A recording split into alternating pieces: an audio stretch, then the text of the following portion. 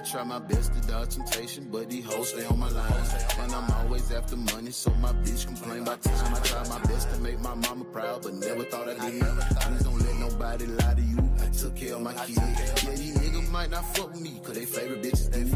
And I'm standing on all my business, what I look like calling you. Can't no nigga say I ran, can't no nigga say I told. You won't catch my name with no paperwork or beefing by no hoes. Shit, I know my family using me, but where else they gon' run? But they think I'm leading Dante wrong, but I treat them like my son. And I told them we gon' be rich, and I put that on my mama. And I'm stepping on everything about them, and I put that on the mob. For real, for real. I'm just trying to hit on my parlay. Then break bread with my people, I'ma make sure we all straight. I'm just trying to hit on my parlay. I take this little bag and flip it and make me a new play. I'm just trying to hit on my parlay. I'ma tell your bitch come on so we can go fuck on a vacay. I'm just trying to hit on my parlay. I'm trying to smack on a parlay. Shit, I'm ducking 12, gotta throw away in a half a bowl of weed. I'm on FaceTime with my mama, got a praying father, help me please. See, I'm on my second strike, that's why she tripping, she understand the reasons. I put it on mama, she had my sister, but she never raised me. Chasing after this bag, it made me lonely, money is my friend. Every scar I got put on my heart, that shit came from a friend. You might have fooled me once, but you will not fool me again. Pain on all these blunts, that's why I never ever smoke again. Money can't buy happiness, why niggas angry, mad, and broke. And hating on the low, be crashing by the hoe. Be talking down on another nigga cause they ain't got no motion. Or dick riding with another nigga cause their confidence is broken. I'm just trying to hit on my parlay. Then break bread with my people, I'ma make sure we all straight. I'm just trying to hit on my parlay. I take that little bag and flip it and make me a new play. I'm just trying to hit on my parlay. I'ma tell your bitch come on so we can go fuck on a vacay. I'm just trying to hit on my parlay. I'm trying to smack on a parlay for real.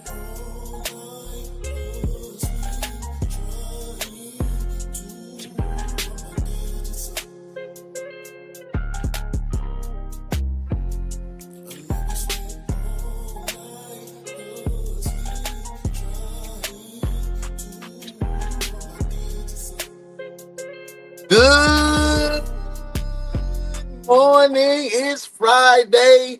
It's Friday. It is the end of the week and the last day.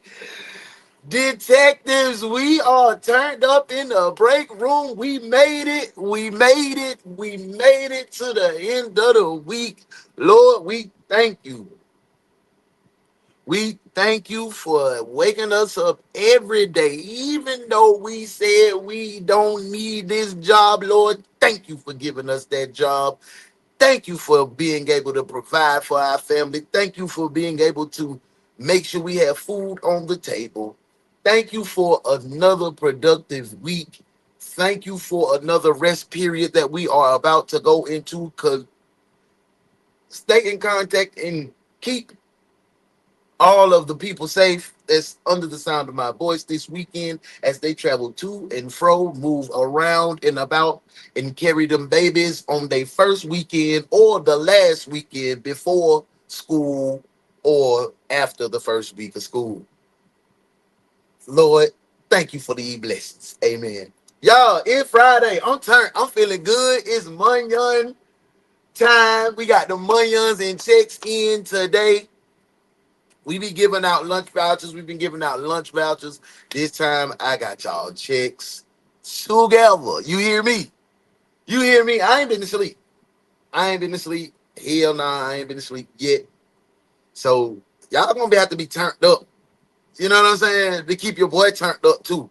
Make sure if you have not done this yet, clock in. Get your money. And how you clock in? You say, how you clock in? You know, if you're a new detective here, if you rocking with me on YouTube, hit that thumbs up button. And then on the right of your screen, you'll see a heart. Let me see.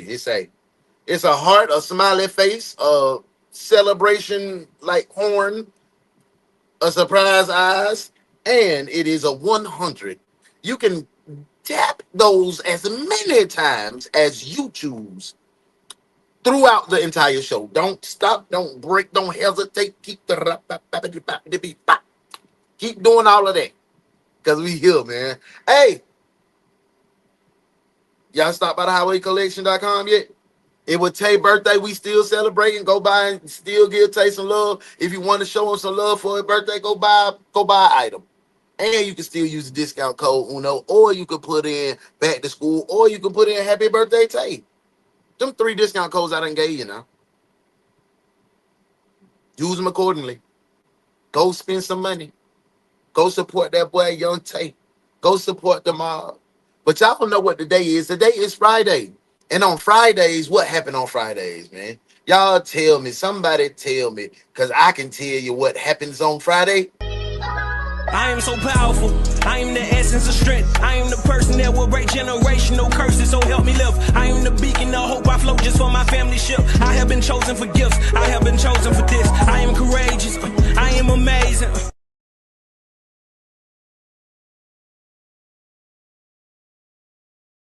Today is Bandcamp Friday. Tap in with my girl Modest Moments as she takes you on a journey through Bandcamp at 6 p.m. Central Standard Time, Eastern Standard, that's 7 p.m.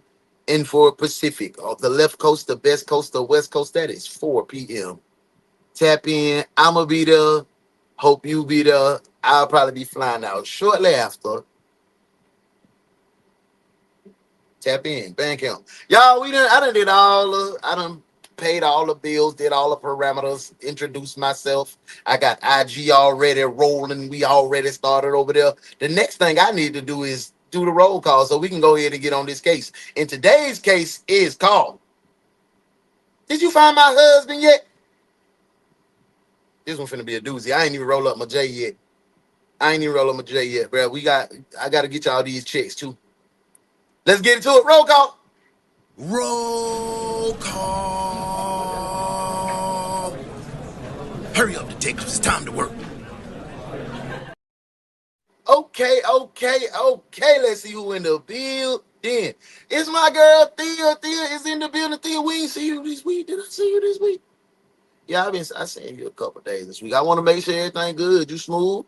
Everything good your way? You ain't got no baby daddy problem now, dude. I don't want to have to be solving your case up here. All right. Make sure you're good. I'm glad to see you in the building. Hey, she said I started the copy for y'all. Today's case file is on your desk. I appreciate you. That's what I'm talking about. Good morning, Detective Sharon. Thank you for being here. Hey, my girl be locked in, ready to rock. It's the detective, the newbie. Fiona is in the building. Sun QC. Good morning. It's the one and only. The star of the day. The conductor of Bandcamp, Miss Modest Moments, is in the building. She said, morning, beautiful people. Morning. Hey, look who joined us on YouTube. It's our girl, Sharisa. Sharisa, good morning, detective. She said, I had to switch. I feel a little lonely on Facebook. Yeah, they don't be wanting to act right over there on the book. Hey, welcome. Sharisa said, Sharon. Miss Modesty said, hey, it's our girl, Muff. Good morning, boo. I hope you feeling good. She said, happy Friday to all. It's my girl, Anita, in the building. Good morning, Detective Anita. She said, good morning, Uno, and in the chat. We in here. I thank you so much. Thank you for that love. I just be, I be trying to make different music, but I don't be sounding. I'm an older rapper, so I don't sound like everybody. I just be doing my thing. But I appreciate you liking on the music. You know what I'm saying? I got to get to a point where I can make music for us, for our age group. You know what I'm saying? Hey, good morning. I'm trying to stay awake, but I'm here. Me too. I ain't go to sleep yet. I ain't closed my eyes. Give me what's due to me. What up, Detective Sean? First male detective in the building today. Big salute to you, my guy. Thank you for being here. I hope you're in a good place and in a good space. We turned in. We turned up. We maxed out this morning. I'm just going through everybody's. Hey, Modesty says, smash the hello out of the like button. That's how we speak around here. Clock in. The One Detective Agency solves another wild case. Good morning, good afternoon, good evening, and good night. I'm not working hard today, man. I am tired. But big salute to that boy, boss man Blake, in the building. What's up, boss? I hope everything good your way. You in a good place and in a good space. Thank you for tapping in, big dog. Hey, Highway Collection, I appreciate that. Hit that Tay White link, bro, because today is the day we dropping some good heat today. Go ahead and tap in. Go ahead and follow. All my folk, man. Follow all my folk. Hit the subscription. Hit the notification. Modest Moments. Tay White. Boss Blake. Follow my boy Fly High. Follow KBZ. Follow my boy Biggs. Follow everybody, man. You know what I'm saying? We all content creators. It's enough internet to get this money on from everybody. You feel me? Let's do it. Well, I lost my link. Y'all tap in. Nah, you ain't lose it. You not a type. You know how to type. Don't be doing that. She be trying to always finesse. Trying to leave herself out. We ain't putting ourselves on no back burner no more. Hey, good morning to all you beautiful queens. And it is some fine ass ladies in here. I meant to tell y'all that. Hey, Unio, did you do the internet last night? You know what I did last night? Nothing. Scratched out. My uncle had a stroke. So I'm trying to goddamn get my mama together, man. She hit it to see what he got going on. So that's what I trying to do last night. You know what I'm saying? My Uncle Bubba. So they keep my mama in your prayers, man. Hope bit all got down shape back. You know what I'm saying? My uncle done been on deathbed a couple times. They done called us, told us, yeah, come get to pay your last respect. Then they calling me, hey, what y'all doing? Yeah. So I'm Uncle Bubba thugging, man. That nigga gonna outlive all that like roaches. Hey, bro, but you know that's why I ain't get a chance to got that. But I got a good show too. Ooh. I was talking about Deion Sanders. I was talking about the world's biggest trick.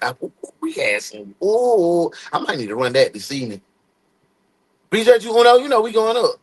Hey, 11 mile first 48, boss, for sure. Hey, Muffin. Hey, my boy Fly High in the building. He say, Fly, I got a doctor note. Oh, no. We ain't even started the case yet, so you don't need your doctor note. Keep it for a hard time. Keep it for a hard time, Fly. No. It's life, man. Life happen, man. You know, that's my namesake too. His name is Thaddeus. So I got that ragged ass name. I'm named after all my uncles. My uncle, dad, my Uncle Bubba. That's my Thaddeus. He got them thugging right now. Here I am. That's. Yeah. We turned up, but when y'all keep my mama, that's her only brother. So something happened to Big Dog, man. She gonna be down bad. I'm gonna have to be down there for a couple weeks to make sure she's straight up. But yeah, now you know God don't make no kind of mistakes, and if it's his time, I hope it's his time to I hope he got right. But if it's not his time, I trust God, bro. I trust God. Man, who am I to say, hey? I just ask that he make me strong enough to, take care of my people. Thank you. Hey, Detective Tam in the building. Good morning, Detective Tam. Hey, good morning, boss. Still, watch my back in these streets. Y'all, we gonna pop out tomorrow. We gonna try to pop that SWAT out tomorrow morning now. We gonna try to pop that SWAT out. We gonna have some graphic stuff going on that SWAT. I might have to just put that junk on you. I'm not on YouTube, on Facebook, because I don't want my YouTube page because I'm this close to monetization. So I don't want my junk to get well, so we might have to do that thing on Facebook. You feel what I'm saying? Yeah. Y'all, we done spoke to everybody. We done got everything together. All I want to say is, welcome to work, detectives. That's all this case, man. Oh, yeah, boy. I can't wait to get y'all chicks. Listen to him, y'all. Suit body. Listen to my boy. I think they're locking your butt up, what I think. I'm gonna I think you've been lying to me this whole thing. You did get them right. I think you're a liar, what I think. Definitely did. You've got the freaking box. You've got the dead gun. I'm telling you, all I know is the guy told me that they were suspects in a murder case. The first thing that popped in my head was that gun. And I don't know what the is going on, but I want to know.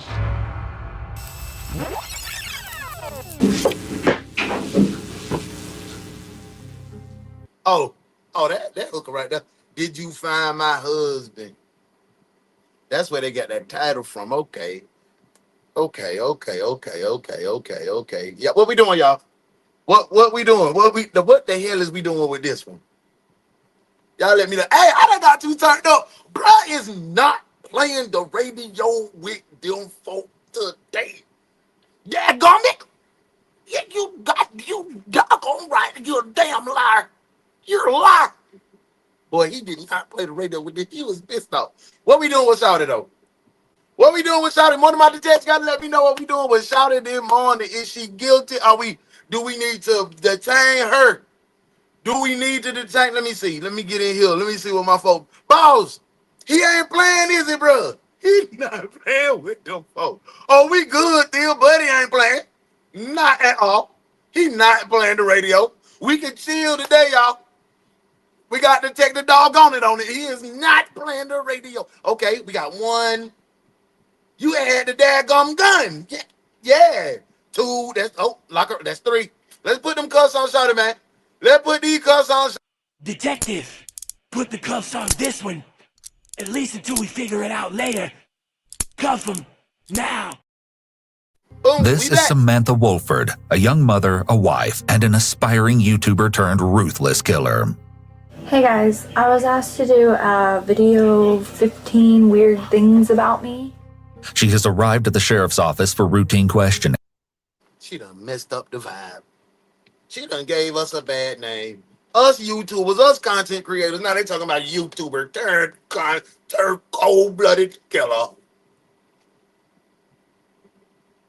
How you gonna give us a bad name like that? I don't even know what your crime is, but you don't do that. I am in this world, the YouTube world, and you don't give us killers. Boom, boom, boom. You a ugly dog. Boom, boom, boom, boom, boom. You a ugly little dog. Boom, boom, boom. You a ugly, ugly, ugly dog. Boom, boom, boom. You a ugly little filthy ass dog. Boom, boom, boom.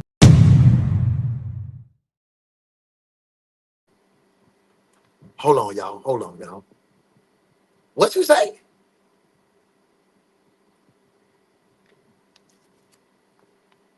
Detective Hansy, what?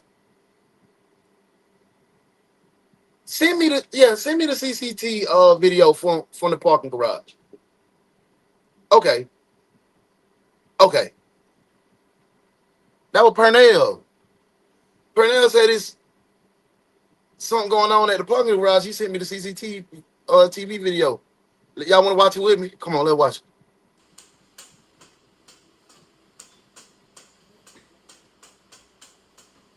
Bernice, am I about the money? Bernice? Am I about the money? What about the money? I came to collect these folks' money as a checks. Put me about the money. Oh, okay, that jet boy. It is your boy, Officer Hansy, and I got that shit on today. I have decided to come down here and get y'all money and checks. Yeah, I gotta count it first.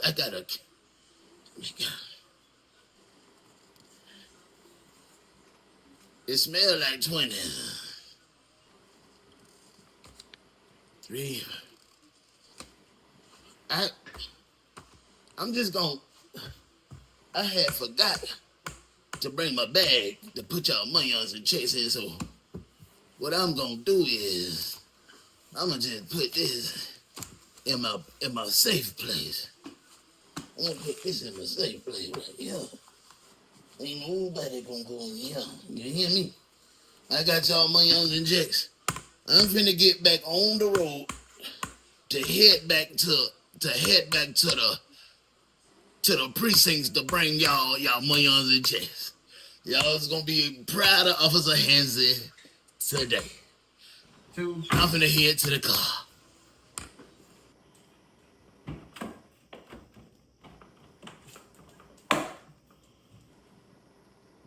I think I made it to the precinct. I made it. Yeah. Oh yeah. Yeah, do I got the moneyons and checks on me? It feel like all them folk moneyons and checks. Now let me go in the precinct, and I'm gonna get these people their moneyons and checks. I just gotta go the right direction first. All right, Paula.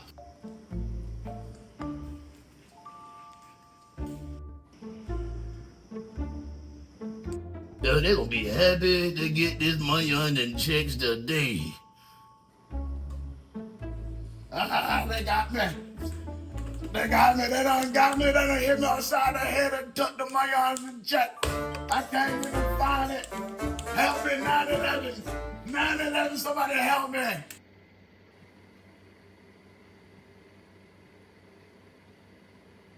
Good morning.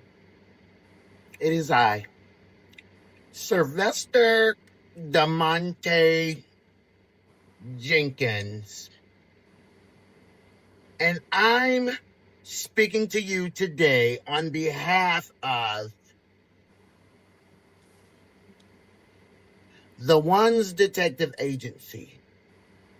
One of our officers was savagely beaten and robbed of the money and checks. That will not be tolerated here. We have put together a vast team of detectives that will investigate and get to the bottom of... Excuse me, I am a little flustered. Get to the bottom of this travesty of Nancy as a decorated detective. And all, excuse me, I'm so flustered here. And all he does is take care of us. I'm reaching out to you to ask you if you've seen anything in the parking deck that caused Officer Hansie to be robbed. Please reach out to the number listed below. You can remain anonymous, but I need you to help me. Thank you for all that you do. Sylvester DeMonte Jenkins.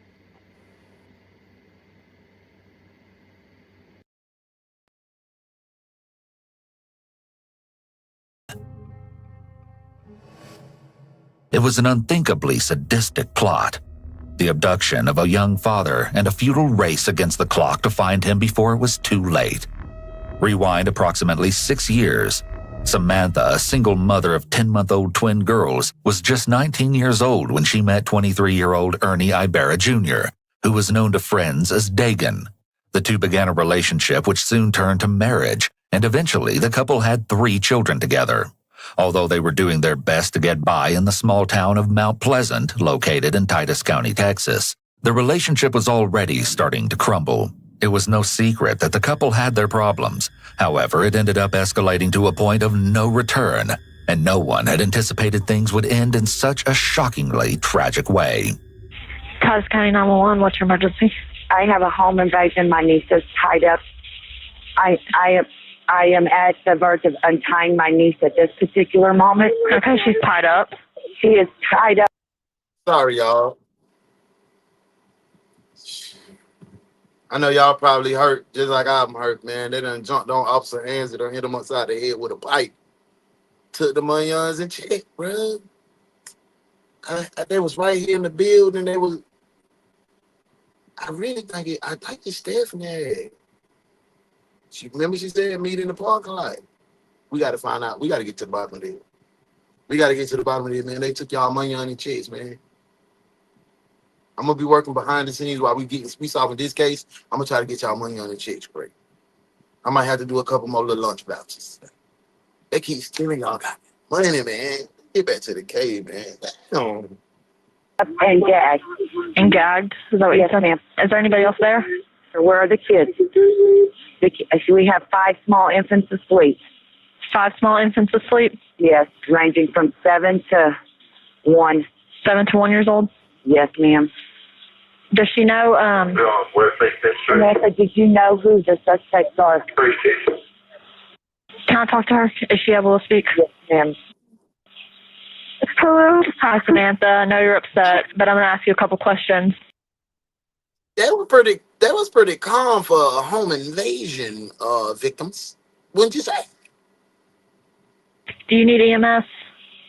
No, they didn't do anything to me. They hit me once. She's advising no, they only hit her once. Okay. And I just asked my aunt if it was bruising or anything, and she said no, they hit me in the face. Okay, they hit you in the face? Yeah, they had me.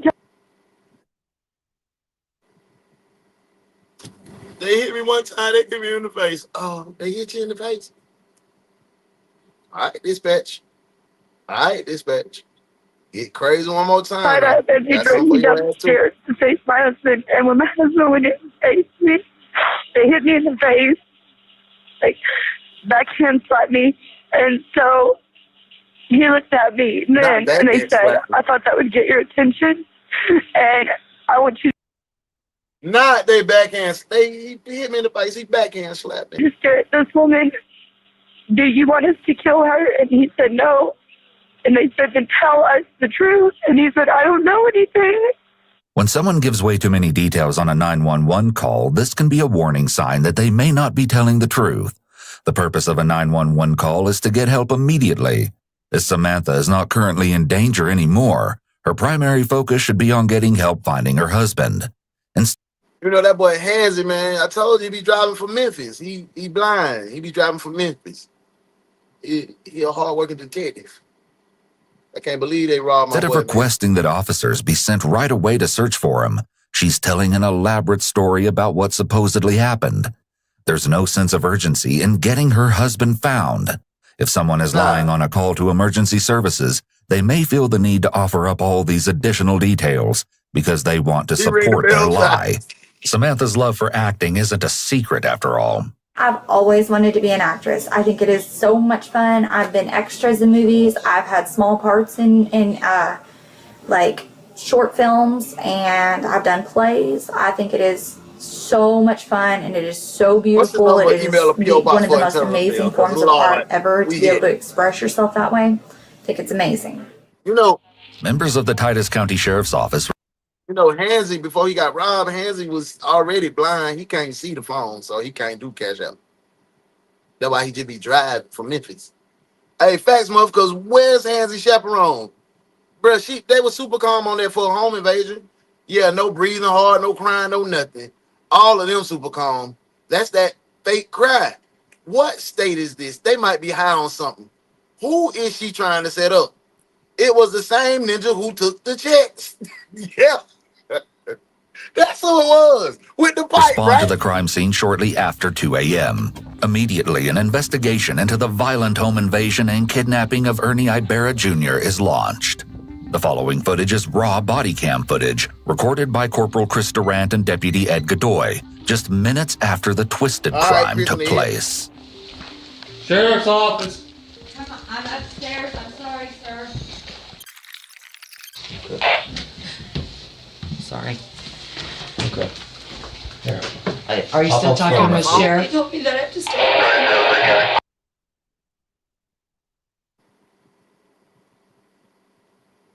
Tell her you're here. I did. She's still picking on She said hot she still has a few questions. She on the phone? How's she on the phone? You just had, you say a home invasion, they stole your husband. Ain't nothing in the house out of place. Ain't no traces of nothing out of place. And when the police get there, you ain't crying, but you on the phone with it to your ear like this, and being like, man, girl. It's for me before I can get off. Let me have it and I'll take care of it, and you talk to them. So walk me through what happened. I don't honestly know what happened.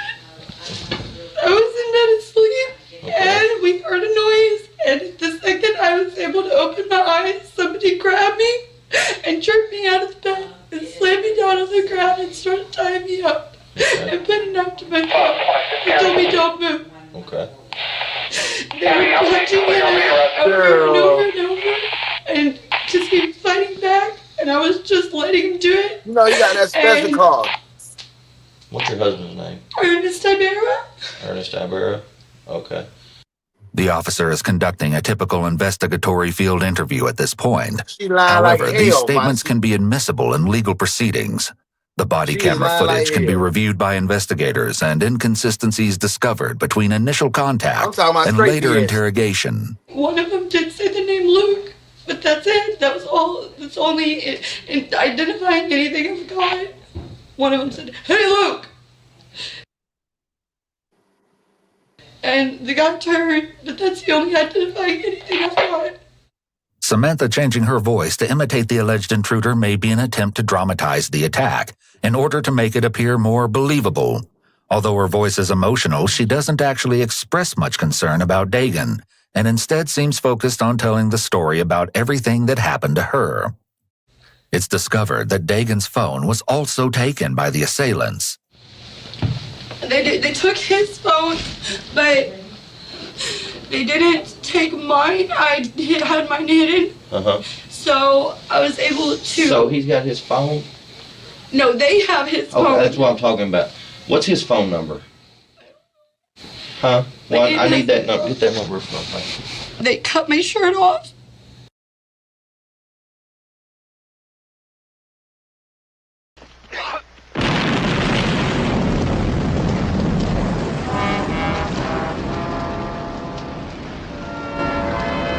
Maybe he was a lucky one. His troubles are over. Hook him down on murder 1, 2 counts.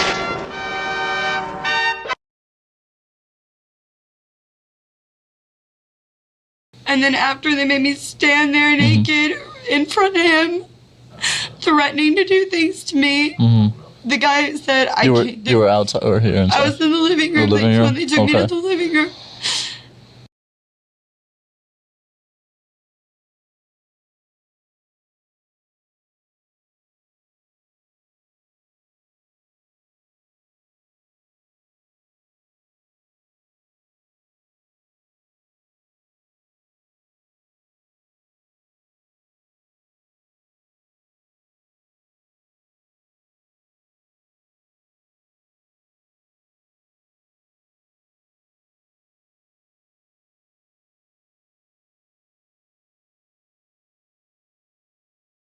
Boom, boom, boom. You a ugly dog.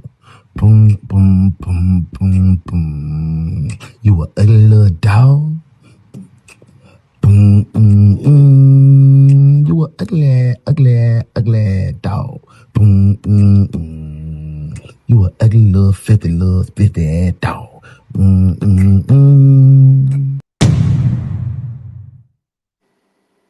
Said, get you a shirt and get it quick, because I'm not this type of person. So I started rummaging through my closet. He said, I said get it quick, and pushed the knife against my throat. So I just grabbed what.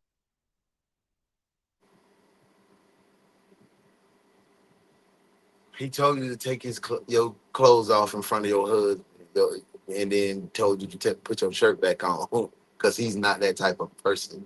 And then he said, I said quick, and then put the knife to your throat.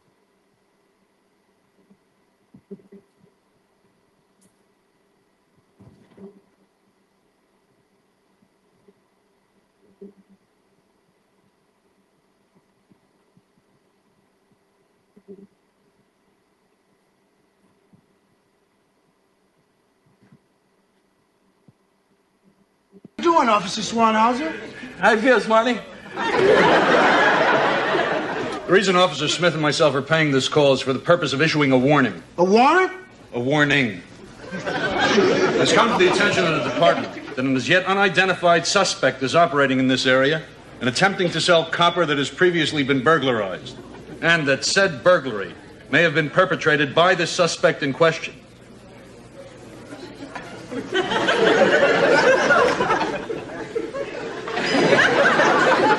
There's a dude trying to unload some hot copper that he snatched himself.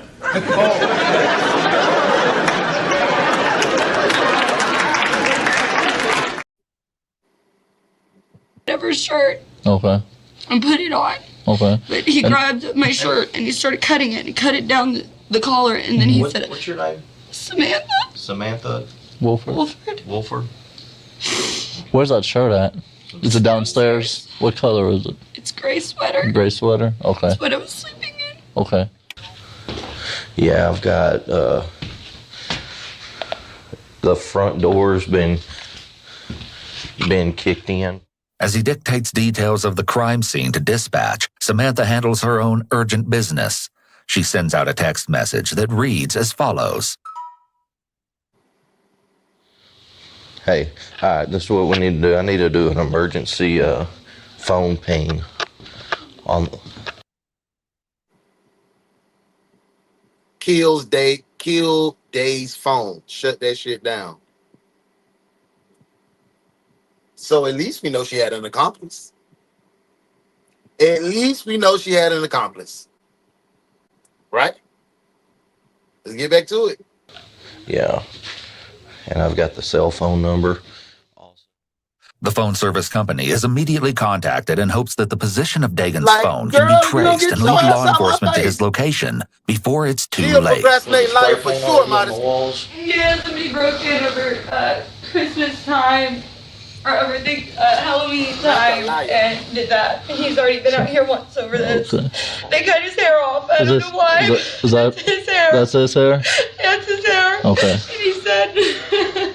And you said those are the pants he had on? He said you're going to want something of your husband and choked a piece of his hair off and threw it on the floor. And you said those are his pants that he had on? Yeah. Where's the sweater you had on? I think that's it on the dining room floor. Or on the chair. On the chair? Gray sweater, it's got a cut all over it. Okay. I said I got another car pulling up. Let me go see who this is. Due to the fact that I was dialing with my nose. Hey, just stay out there for just a second for me, okay? Can I go out there? Well, let's get this checked out real quick. Because right now this is the most important thing, you know. Let's get this all figured out. I don't see how me writing a statement. Why the dogs in there? They can't mess up the crime scene. They get the dogs out of there. It is because, I mean, this may help you trigger something to help us, you know. About 2:02 a.m.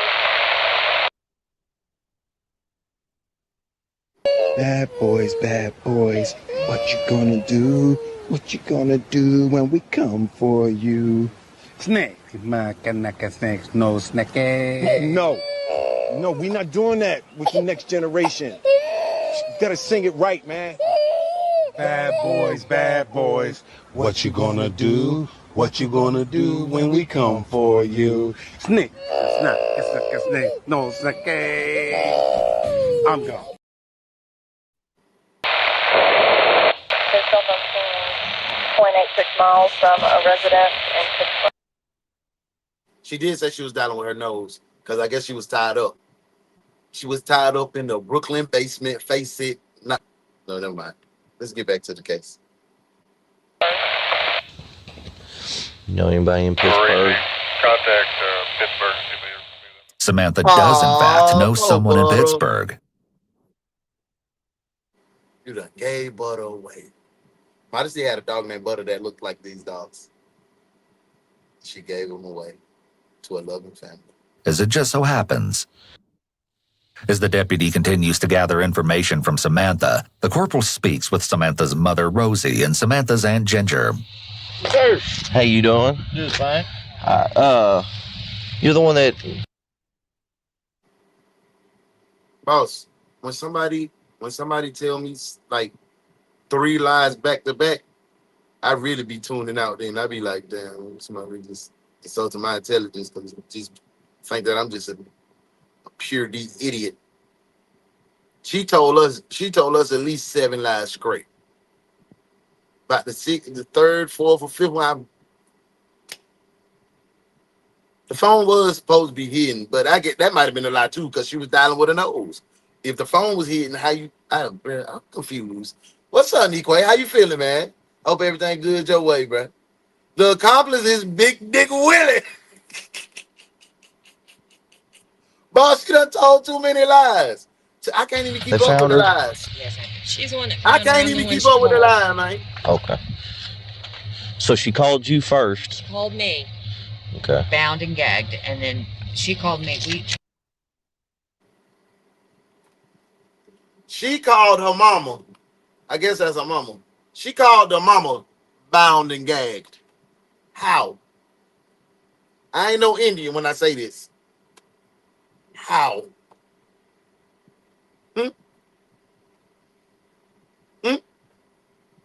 Tell me. Oh, you dialed with your nose. Oh, my dumb ass. I'm so stupid. People dial with their noses. Boom, boom, boom. You a ugly dog. Boom, boom, boom, boom, boom. You a ugly little dog. Boom, boom, boom. You a ugly, ugly, ugly dog. Boom, boom, boom. You a ugly little filthy ass dog. Boom, boom, boom. We live in Winfield. Do we have any idea where her husband is? That's what we're trying to figure out. I'm assuming it has something to do with people that would be part of circle. It's the only This thing is a I game can to her. possibly put together is that it had something to do with people that knew. Samantha says that the intruders named someone she knows as the reason for the attack on her husband. For this person's privacy, as they were never proven to be involved in the case, we have redacted their name throughout. Samantha will continue to bring up this person's name throughout the investigation. Samantha sends out yet another urgent text message at 3:19 a.m. reading, at this time, investigators. Who is she instructing? I think the mama clueless. My girl Thea said, is the mom involved? Y'all think the mama involved? Y'all think the mama involved? I think the mama clueless as hell. Now she called me. She called me bound and gagged. Yes, she did. Mama, how does that sound? How does that sound? I'm bound and gagged and I'm calling you from my phone. I didn't call the police. I called you, mama.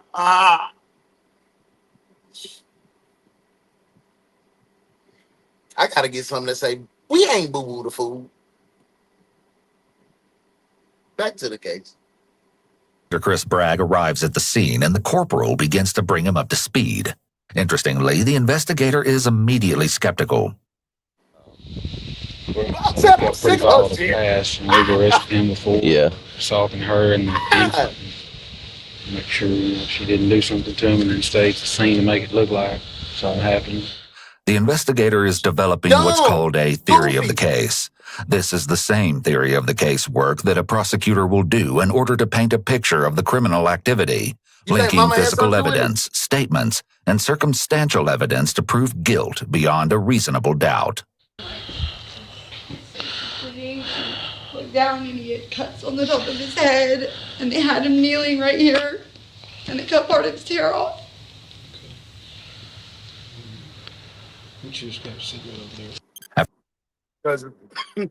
Cause right now, bro. Cause right now, she's the victim.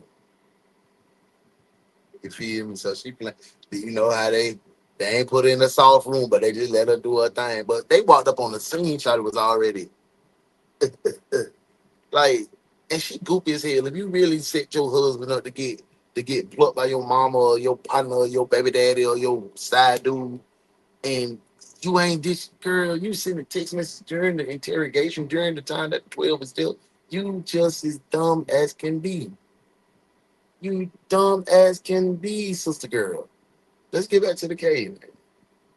After a brief search of the first floor, the corporal then guides the investigator to the staircase that leads to the bedroom where the attack began. So they kick the door and they come up these stairs.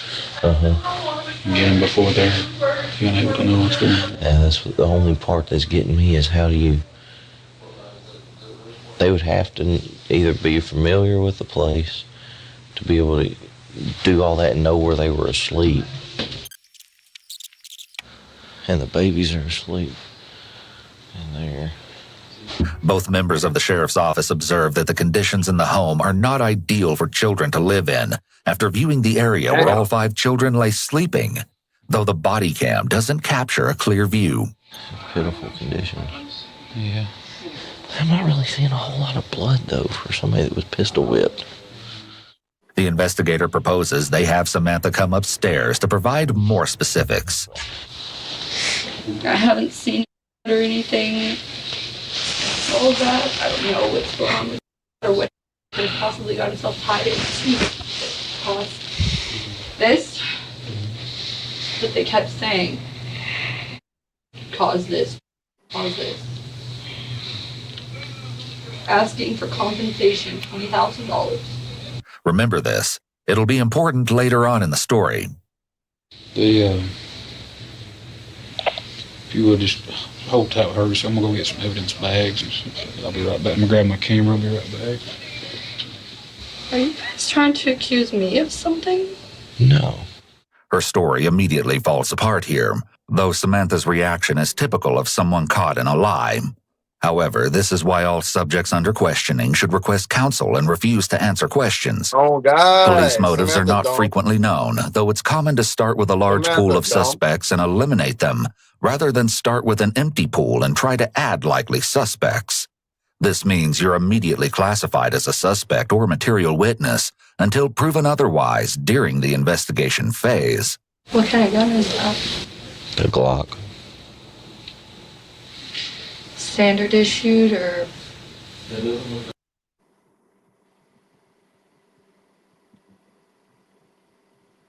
Come to the office real quick, y'all. Detective, in my office. Now.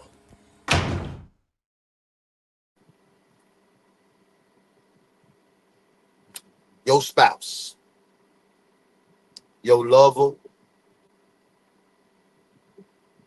just was laying in your bed, and at a random time during the night was grabbed up. They made you strip butt naked. If they grabbed your girl, your Johnson just swinging like. If it's your man getting kidnapped, your coochie just titties just everywhere. Just got you in front of them. They said, nope. Put your damn clothes back on. Put them back on. So they, they put your clothes back on. Then cut your man hair out, throw it on the ground, or your girl's hair out, throw it on the ground. Claim pistol whipped them.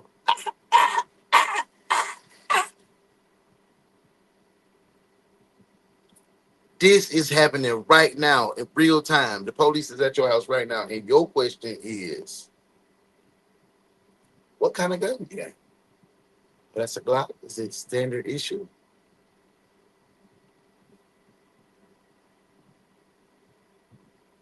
Boom, boom, boom. You a ugly dog. Boom, boom, boom, boom, boom. You a ugly little dog. Boom, boom, boom. You a ugly, ugly, ugly dog. Boom, boom, boom. You a ugly little filthy ass dog. Boom, boom, boom.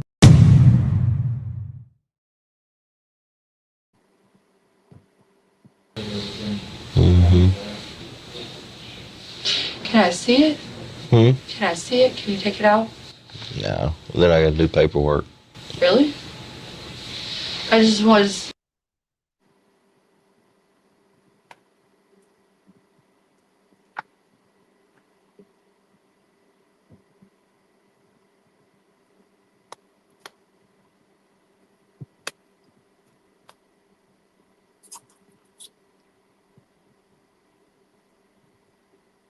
Sorry, y'all.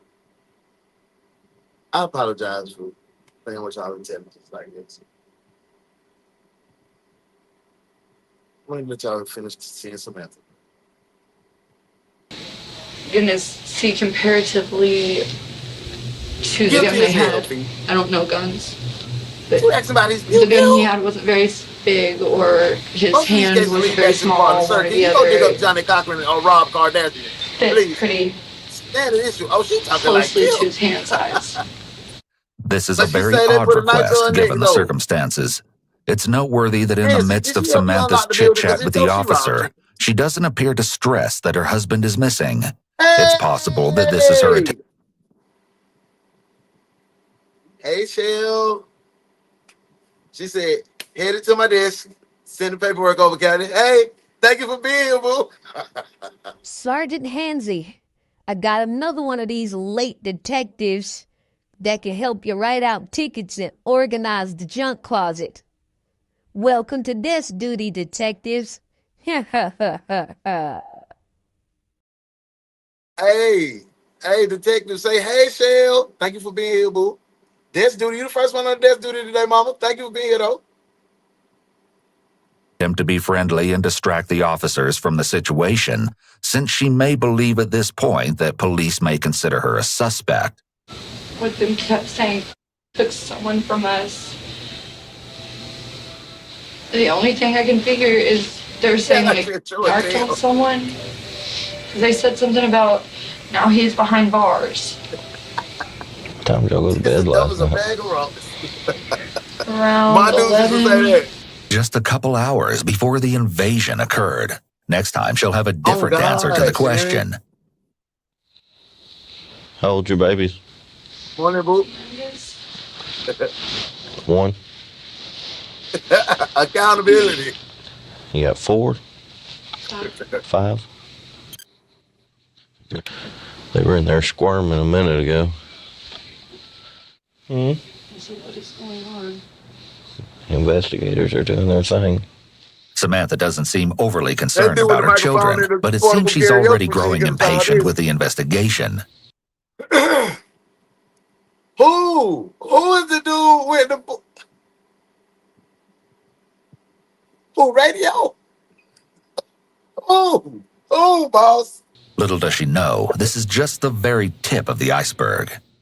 At 6:10 a.m., just a few short hours after the violent home invasion and abduction of Samantha Wolford's husband, Dagan, she arrives at the Titus County Sheriff's Office in northeastern Texas. It's here that the disturbing story will start to unfold. Let me do my job, please. Samantha places a call to her mother, but displays almost no emotion during the course of the conversation. She appears very self-centered, and her behavior is quite strange for a woman whose husband is missing.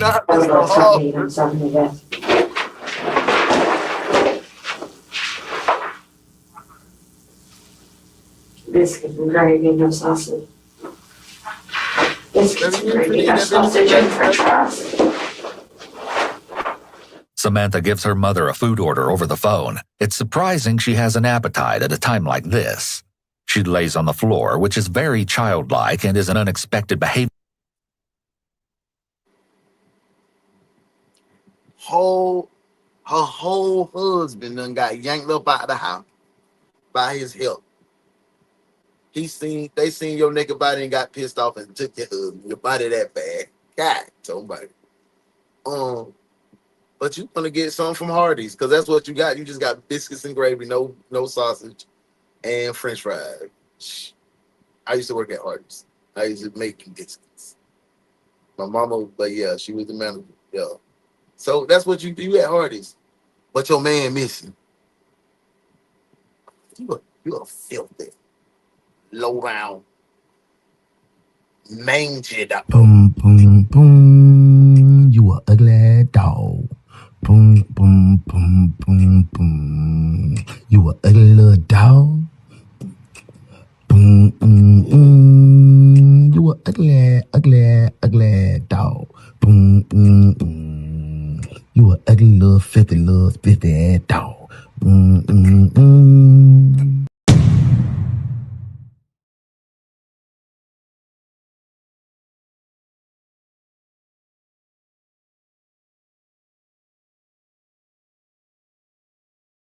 It's like more of a high school student rather than an adult mother of 5. Chris, the investigator, enters the room. Glance off that flow.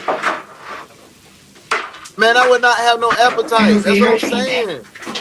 Still working on everything. You get your walking. Sing for me. Girl, you going to jail. I feel like there's something he That's hasn't what I'm been saying, telling P. me, but How you eating? I don't know what. She is the one. I think it's something to do with. Did your old bad body 3 nipples have? I hate, and I'm usually right, and I hate that, but I has a problem with getting involved in things that he don't need to be getting involved with. Samantha seems to be setting up a potential motive as to why the attack and kidnapping may have occurred. She continually brings up the same person in her speculations about what may have happened. Has he been using any drugs? No. What about you? No. And I can take a test right now. This is a convincing statement which can be a red flag for possible deception. When someone is being truthful, they're more likely to just provide a straightforward denial. However, when someone is lying, they often feel some anxiety about whether they will be believed or not, so they may add on these types of convincing statements to support their lie. So have you had in the past used any drugs? Me? No. Never been involved in it? Yes, It's interesting that Samantha states she's never been a drug user. However, David Smith, a former friend of both Dagan and Samantha, alleges otherwise. Because there was one that come out there that drove a little silver Jeep Liberty. He was supposed to be some kin to her, supposedly. But I found out later from Jeremy Rule that he was her pill dealer. Off the husband, probably black Needless boy. to say, Samantha's credibility is becoming increasingly questionable. Yep. You know about what time it was when you went to bed? I looked up at the clock and it was like 12:01 and I was like, yeah, you've got to get to bed because you have to be up in 5.5 hours. Sure.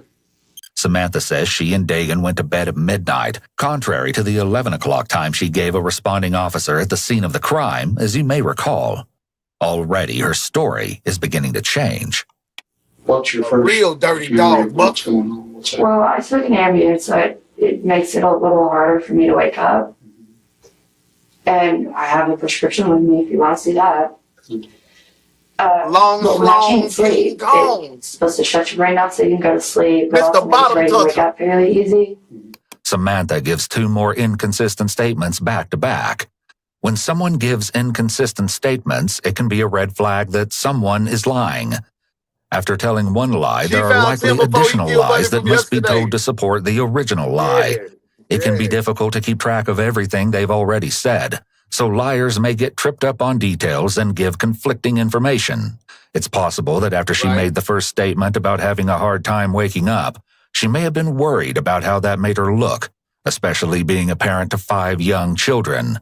She may be trying to backtrack because she wants to be viewed in a good light, so that her story about Dagan is believed. Of course. I The TP be having some wild shit going down. remember at some point it was a little after 1. Hey, before we hear the rest of these lies, always, it's Friday. Friday nights belong to Bandcamp. Make sure you tap in. I am so powerful. I am the essence of strength. I am the person that will break generational curses, so help me live. I am the beacon of hope. I float just for my family ship. I have been chosen for gifts. I have been chosen for this. I am courageous. I am amazing.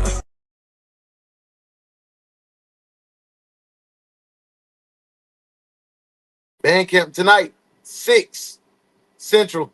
Tap in. 12 o'clock. Maybe on my phone. So it's still pretty foggy because it's fairly early to wake up after taking a sleeping pill. Nothing adds up, considering she'd taken a prescription sleeping pill and was woken up suddenly. She shows little emotion and talks as if she's reading from a script. Individuals who've been traumatized rarely remember details in this way. Of course, this could be explained as Samantha trying to give the investigator as much information as possible in an attempt to find her kidnapped husband. However, the fact that Samantha has repeatedly given confirmation to the investigator that he can double-check her story, such as verifying her Ambien prescription, suggests that Samantha is trying to preemptively dismiss any suspicions the investigator might have about her story. They said, do you want us to have to kill her too? And he said, no, please don't harm my kids. And they hit him in the mouth. Are my kids okay? And they hit him in the mouth and he said, we wouldn't touch a child. And they flew out of his mouth. I don't know if it was a tooth or if it was just spit or blood. There was no blood on the floor, girl. Out of his mouth because they had the lights on down there. And that's when they started cutting my clothes off and making me stand in front of him naked. This part of the story seems to be fabricated. The sweater she claimed to have been wearing had no obvious cuts. She didn't recognize the voice or nothing about it. I tried listening to everything. They forced him to tell me not to call the police. And he said, don't call the police. And they punched me in the mouth with the gun and said, that's not what I said for you to tell her. He said, please tell me what to say again. Please just repeat it. So they repeated it. I couldn't understand what they were saying because they were so close to his face and growling in his ear.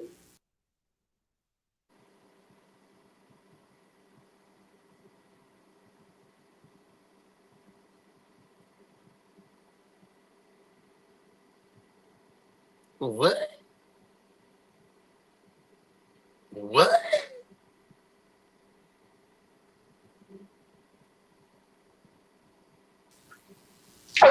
He said, Sam, don't call the police. I don't care what happens. Don't call the police because they'll come back and they'll kill all the kids.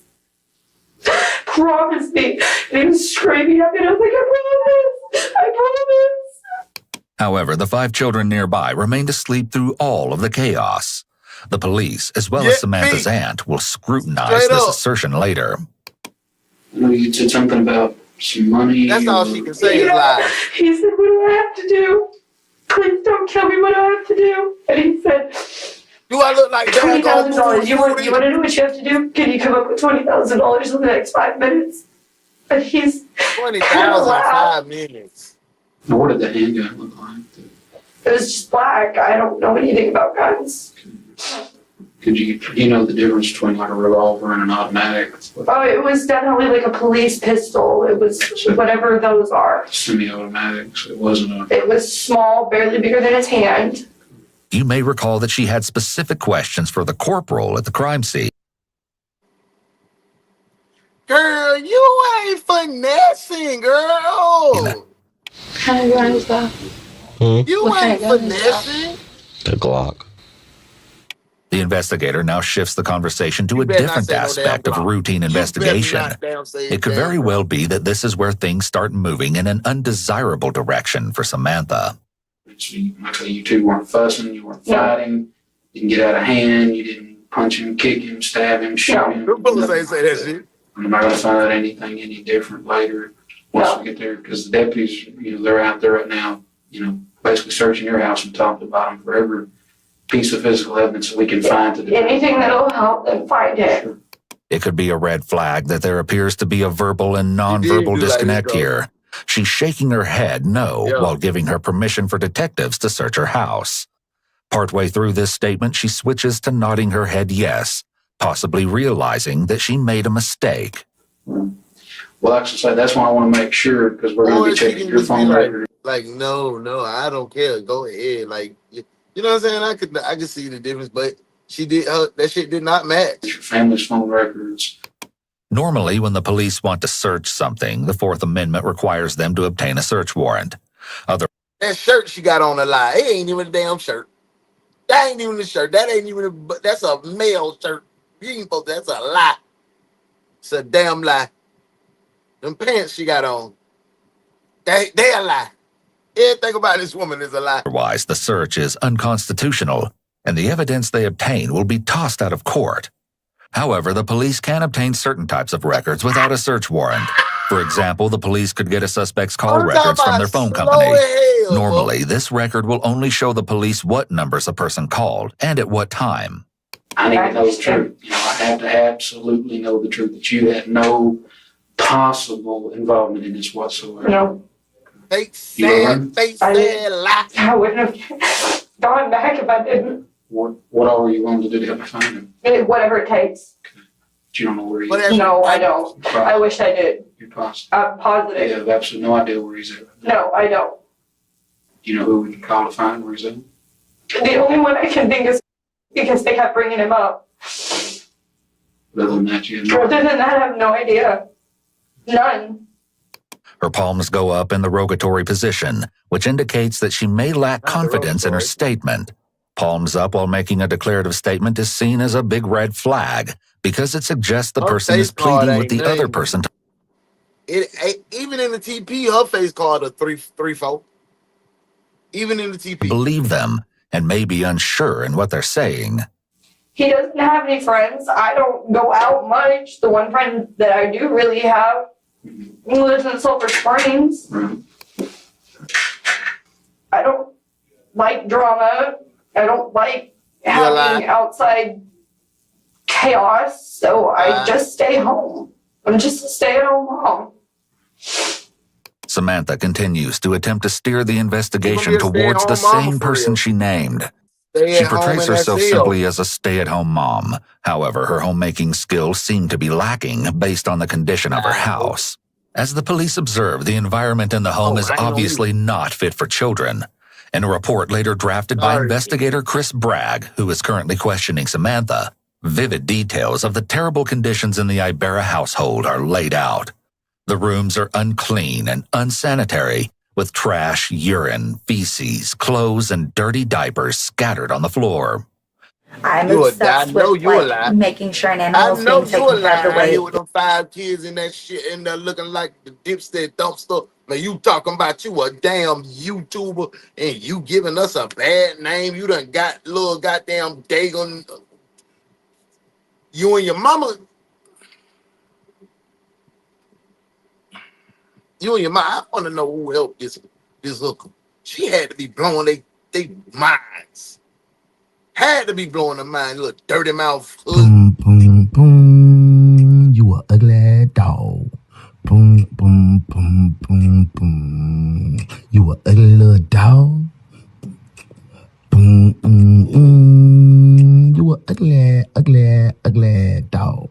Boom, boom, boom. You a ugly little filthy ass dog. Boom, boom, boom. To be taken care of. They're like children. They can't take care of themselves. Chris describes the children as dressed in dirty clothes and appearing not to have been bathed recently. We pick back up as Chris continues to press Samantha. When I'm watching this guy punch him in the face with the guy over and over. How did that make you feel? Horrible.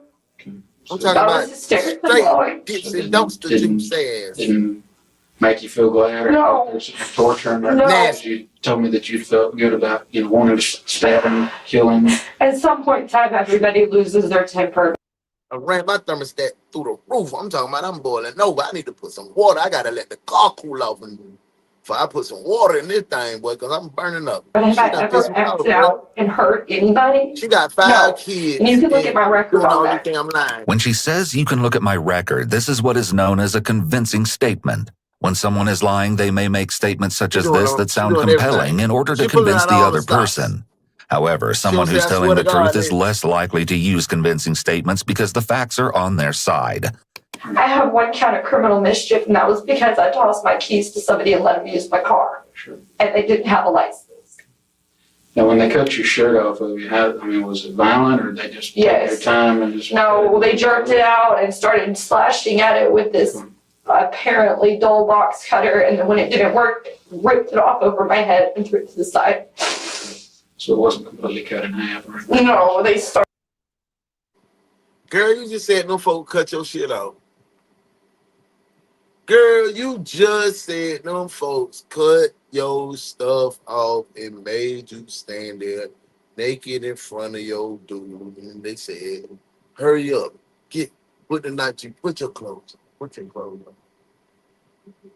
Girl, you can't. Are you cutting like they were going to cut it down or across, and the blade wasn't working, so they said and ripped it off over my head.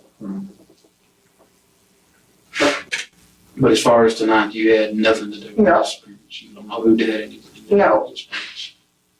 You're positive about that? Yes. Well, what I need you to do for me is make me a list of everybody, friends, family, contact numbers, his boss where he works at Little Caesars, his boss where he works at the Talcott Woodcraft. The investigator exits the room and leaves Samantha to her list. A few minutes later, Sheriff Tim Ingram enters the room and tries his hand at getting to the truth with Samantha.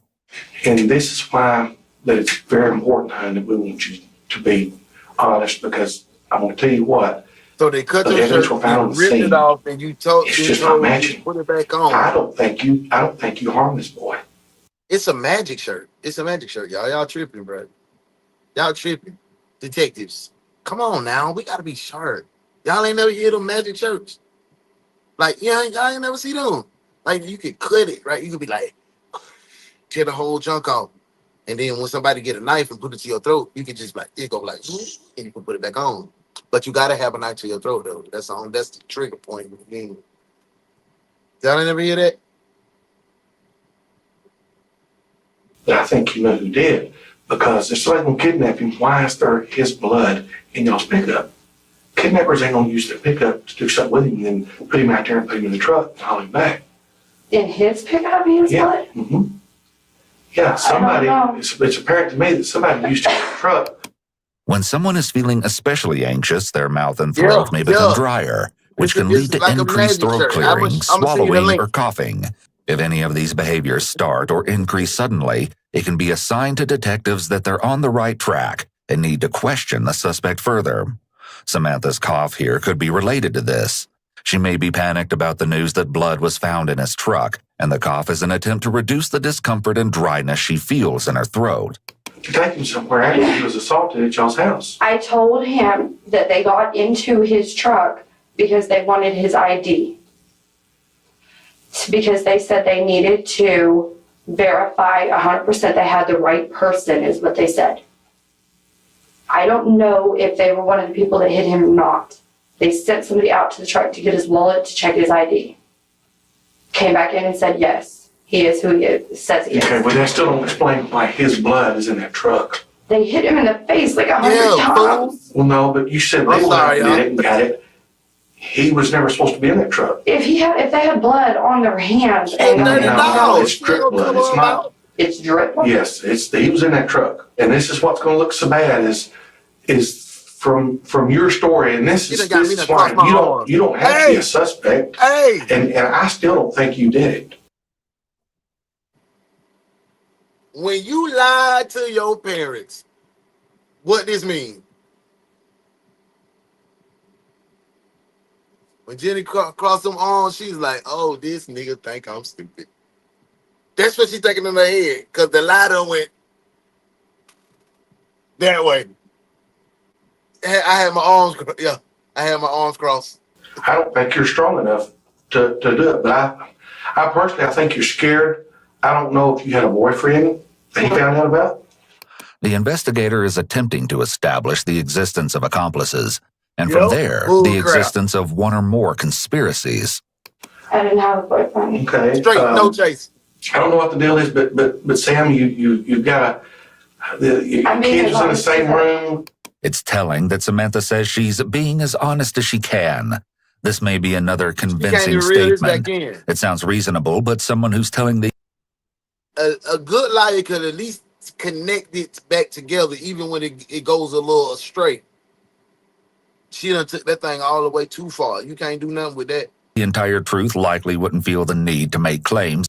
She wanted to say, okay, start over, real bad. It's about being an honest person. In addition, Samantha's statement here may have some level of truth to it. She's being as honest as she can be without incriminating herself.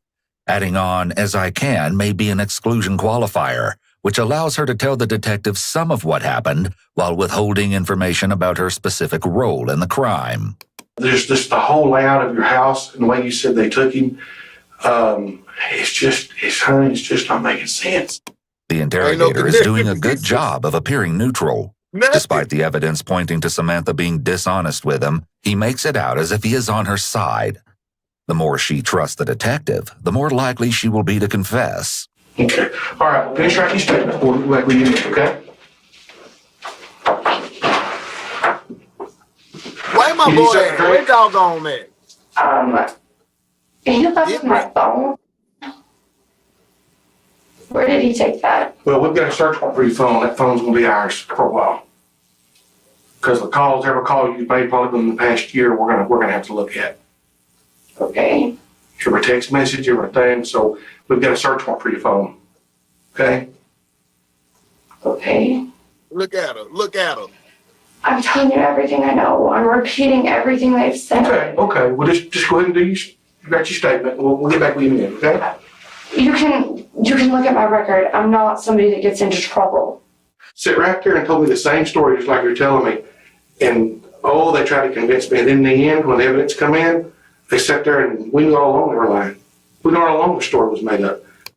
Detectives want suspects to think they know more than they actually do, or that they're about to find some crucial piece of evidence, leaving suspects. It's over. It's over, you stupid little child, man. Face drop. She said, well, he had grabbed my phone. Where you take it? Oh, bro, so, yeah, we got the second one for that, bro. You done set up and trying to tell me, oh, look, rigmarole. The whoop. She is OB. She like, oh shit. She's scared now. Yeah, dun dun dun. Over with, Tal. Suspects panicking about how much police actually know. Investigators want suspects to feel the time pressure to confess, implying that it's in the suspect's best interest to do so before it's too late. I will be the first person to come forward because I want it found. So let me ask you something. How did you call for help if you was tied up? I used my nose. So they didn't take your phone in. They left your phone there. They asked me if I had a phone, and I told them no. And they asked him. So how'd you get to it? How'd you get to it? I wiggled on my side. Where was it? Where was I was on this side of the upstairs, and it was shoved up underneath the edge of the bed on this side of the upstairs. Who did you call? My mother was the first number on my call list. I just used my face. And so instead of calling 911 for help, you called your mother? How do you press 911 with your face? Well, how did you dial your mother with your face? I didn't dial my mother. I just pushed the first thing that was on there. It had just happened to be my mom. Although Samantha may believe this is a reasonable explanation, you'll encounter another witness who will tell the sheriff's office that they observed Samantha with her phone simply laying on her lap in the aftermath of the attack. Next, the sheriff wants to hear about what's been going on in Samantha's personal life. Well, now see, here's something else I don't understand. Maybe you have to explain to me. You talk about how much you love Ernie, right? Mm-hmm. But though you're talking to Brian, you're talking to Alan. I'm not allowed to have friends because I'm married. Oh, no. No, not that kind of friend when people like you. No, do you think that's normal for married people to... In the world nowadays, in general, I think more people our age. I wish I could marry somebody like my dad. He's great to my mother. There's nobody else ever that could turn his eyes from her. He's the perfect husband. Okay. God knows I didn't marry anyone. He cheated on me more than once, and I think every once in a while I hear that I'm beautiful and hear that okay, I get it. I am an attractive person and that I am not the most horrible person in the world. It's nice. This could... Who been telling you you're an attractive person? Let me stop. be an attempt to not only justify her actions in talking to other guys, but it could also be a deliberate attempt to portray her husband in a negative light. She's hinting toward verbal abuse by claiming that he would tell her how horrible she is. This seems especially unusual given the fact that her husband is still missing. Most people would avoid speaking ill of a loved one who's missing or recently deceased. She may be setting up a possible defense if it's later proven that she was involved in his disappearance. Did Ernie ever look at your phone? Yes, all the time. Did you see the messages where you've been talking to them guys? Yeah. What did he say? Nothing. He didn't particularly like it, but after what he put me through, he told me as long as I didn't bring anything home or do anything at the house, then he didn't want to hear about it. He didn't want to know about it. And I told him, I'm not cheating on you. Yeah, these guys tell me I'm beautiful and they tell me that I'm, and I go out to my mom's house and I go to the bar and I go dancing. Earlier, Samantha claimed that she didn't go out much and was just a stay-at-home mom. Now that detectives are questioning her about the guy she was talking to, she suddenly changes her story. She may have given the first statement because it supports... Looking like the Moon Man from McDonald's that used to be doing the Big Mac commercial. Y'all know? Oh, I'm telling my age again. I always tell my age. Let's get back to it. ...supported the narrative she was trying to weave about how she was a homebody who didn't know anyone who could be involved in her husband's disappearance. However, now that detectives have evidence of her text with other guys, she needs to support this new narrative. And yeah, I may have a little too much to drink and someone says, hey, can I have your number? And I may give it to them, but that's as far as it goes. Samantha seems preoccupied with others recognizing her as beautiful, given her repeated use of the word to describe herself. This could be a possible indication of her having narcissistic traits. Anyway, sorry, this little button came up on the corner of my screen and I pushed it and now my lighting is different and it's making my face look all splotchy and I don't know if I like it. I'm a little vain, I guess. Y'all remember when McDonald's had, damn, I got sidetracked. Y'all remember when McDonald's had the BLT and you could, My joint too, boy. I used to love that. Narcissist requires excessive admiration. She may have felt like she didn't get the recognition from her husband that she felt entitled to, so she sought out that attention from other men. Hey, in your statement, you might want to just go ahead and write in there after you talk about what happened tonight. You might just want to talk about and put in there that you have been friends with. Because who's to say one of these guys didn't set it up to try to get you where you're single and I can come in and get you and just use that as a ploy? See, and that's what I'm saying. I may know something without even realizing I know something. The detective is laying groundwork for the theme development stage of the Reed technique by suggesting that one of the men who was interested in her had something to do with her husband's disappearance. If she can admit to this possibility, it will be easier for her to later admit to having knowledge of it, and then eventually to her confessing that she was actively involved. When the sheriff mentions that perhaps one of her male acquaintances set this up to make her single, she grasps at this idea as another motive. She may be realizing her story and acting aren't going over as well as she'd imagined. Once again, she's the victim. It seems she'll do anything to deflect attention from herself. In October, things blew up. He laid his hands on me. I put criminal trespass on him, not on his sister, because she was acting crazy and harassing me. My friend David Smith had talked to me earlier, said he might come by later that night. I told a 4-piece. She got a little, you know what I'm saying? A little sweetheart Popeyes box. 5-piece junk. it was probably not the best idea. What? Ernie gonna be You there? got a 5-piece Popeyes Who's this box. David Smith? He called in and reported that he was there. Then when he realized that I intended on giving him the chance to be the better person he says he's going to be, and to go through the criminal trespass or the anger management courses and go through and do what he says he's going to do, and I'm going to give him that chance out of home on his own without having a judge to force him to do it. So Ernie's got a lot of anger issues. Yes. Is he jealous? Yes. Is he very jealous of you? This is different than what she said earlier about how Ernie told her she could do whatever with whomever, as long as it wasn't at their house. Samantha appears to enjoy being in the role of the damsel in distress and having David Smith and these other men come and save her from her allegedly abusive husband. This is another example of Samantha's need for attention, which is common among individuals with narcissistic personality disorder. Yes. David Smith hit him up because me and him had been hanging out. I hadn't intended on ever hearing from DaOnes again, Ernie. I had never intended on speaking to him again. He cheated on me and he laid his hands on me. I was done. Well, his sister talked his way back in, and he said he loves you, blah, blah, blah. He wants to be with you.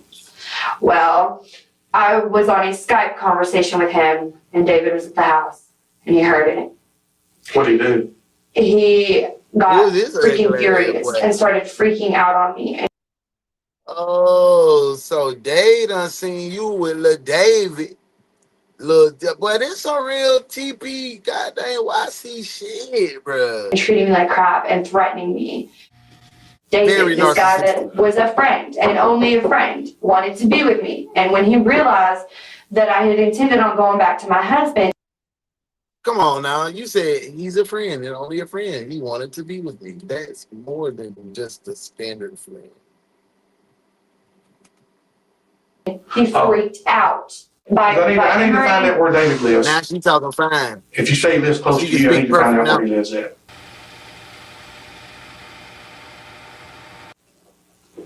He was in the one. Oh, he was in the back of the car. Okay. Hey, there is one other way that we can make absolutely sure and clear you. Go ahead, bring him.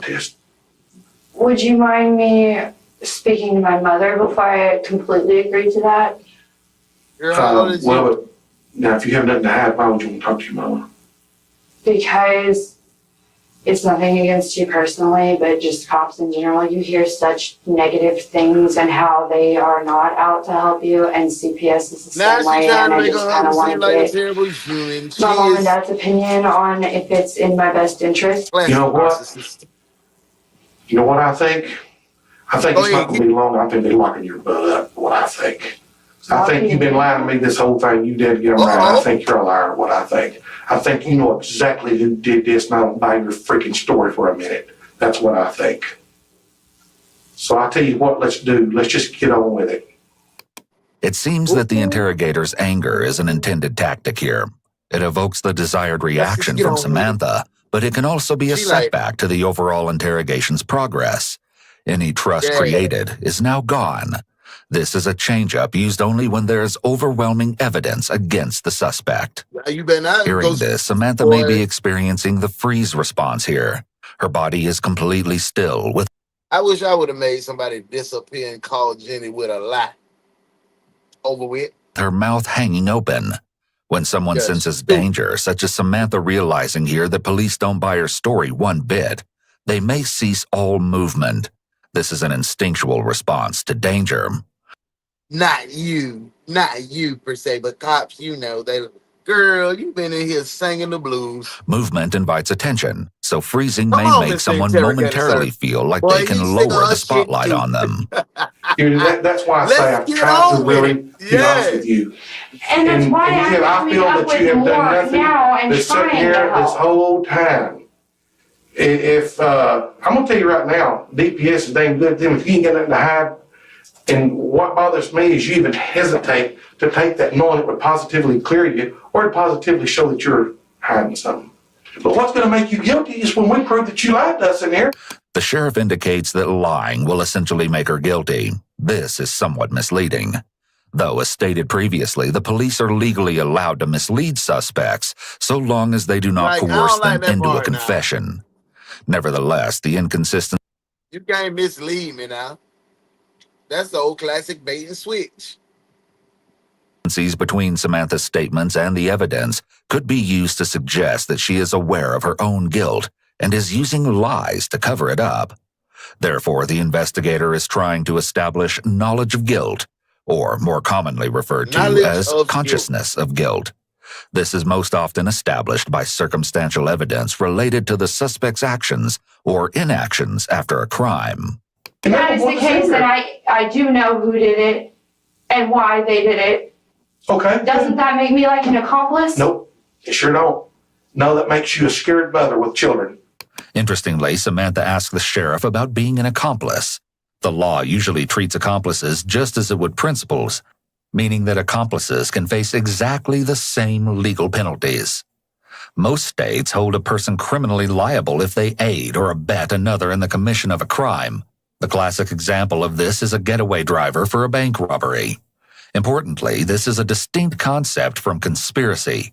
A conspiracy is when two or more people make an agreement to commit a crime, and at least one individual within the group takes some overt act towards committing the crime. In such a case, all conspirators are criminally liable for the conspiracy. The only other thing I know, and I don't even know if I know, but it's a suspicion. Okay. I mean, I've been girl, don't do all that now. Okay. And she's got a guy there, and I swear to God, I cannot go up there that I said any of this. Okay. Because they have a lot of friends around here, and my life will be in a lot of danger. Okay. But the only other thing I know is venting to her and talking to her about problems. Like I just told you, I have a problem with talking to my friends about our problems. Mm-hmm. I don't have many of them. So when I do get with one of my friends, I want to talk about any problems we might have had. And honestly, lately, it hasn't been many. Okay. We have had problems in the past, and I hadn't seen Charlotte in a long time. Okay, come on with it. And she's got this guy in the room with her, and he gets to talking about how a man shouldn't treat a woman that way, and how you don't do those things to a person, and he's going to deal with the situation. Okay. I didn't take him seriously. Okay, you see, Sam, you know who did this, but that does not make you guilty. But I don't have any proof that he did. I just have what he said. Okay, who is this guy? His name's John. John who? His Facebook is Rebel. John Rebel. Jacob Jingleheimer John. His name is my name too. Whenever we go out and the people start to shout, there goes John Jacob Jingleheimer Smith. Da da da da da da da da. the hell out of here, girl. I don't truly know his last name, but his Facebook says John Rebel. At this point, it seems Samantha's crying could be attributed to the fact that her story isn't yielding the results she'd hoped for, rather than because Dagan is missing. This behavior is consistent with her narcissistic tendencies. At this time, Samantha first mentions an acquaintance known as John Rebel. Herein begins a turning point in this complex story, as a new persona begins to evolve. He's got a brother named Greg. He's got a really bad history as far as... That's exactly why I laugh. I was told he's an informant. I don't know Greg's last name Where does either. John live? I don't know. I know that he's been staying with Charlotte. So if he did this, who do you think he bring with him? I don't know any of his friends. But yesterday at the hospital, he had a guy that I do know from town with him. His name is Tay. Oh my God. Tay Rhymes. Samantha is beginning to let all of the cats out of the bag. In just a few short minutes, she's implicated John Rebel, who will soon be identified as John Sanford, and Tay, whom investigators will learn is a man by the name of Octavius Rhymes. The pace of the investigation is beginning to accelerate and will continue to pick up speed as the disturbing details begin to surface. Did they do something to let you know that there was them inside that house? Not 1,000% particular, but I'm pretty sure it was him. The height and the weight and the way he was talking all gangster. And You pull yourself together and get it right. We need to arrest these folks and keep them off the street where they can't hurt you and your children. there was a third person with him. Okay, who do you think it was? He's got people that's staying with him. John Rebel? When they were in the hospital to get before. Charlotte's the girl from the beginning, I bet, that was sitting on the porch. Yes. That's Charlotte. That's right. Another guy. I don't know his name. I knew it. But he pretty much fits the build of the third guy. There was 3 people? Yes, at the house there was 3 people. She's trying to distance and herself now. And yesterday, you can look at the cameras. There was 3 people. Big dick Willie Tay. So they have him on the video camera there at the hospital? At the hospital, yes. Okay. There was Tay and that guy and this third party. The one that I said was basically like the ringleader that was bossing everybody around. The other 2 really didn't talk much other than a word here and there. But it was the big guy. Train, all aboard the choo-choo train. All aboard the choo-choo train. All aboard, choo-choo. Choo-choo soul with Genevieve. She was a choo-choo soul. The third party that was at the hospital. She claims not to have known the third man at the hospital, but she's prepared to shift all of the blame in his direction. The only thing I know about the heavyset dude is they called him JoJo, but they told me that wasn't his name. They said Samantha reveals quite a bit about this third person. Samantha gives a detailed story about where JoJo lives and knows that everybody calls him JoJo, despite saying just moments ago that she just met these individuals. Also, another significant item to note. Do you recall when the corporal at the scene learned of a ping on Dagan's phone from dispatch? 0.86 miles from a residence in Pittsburgh. He asked Samantha if she knew anyone in Pittsburgh, and she had no reply.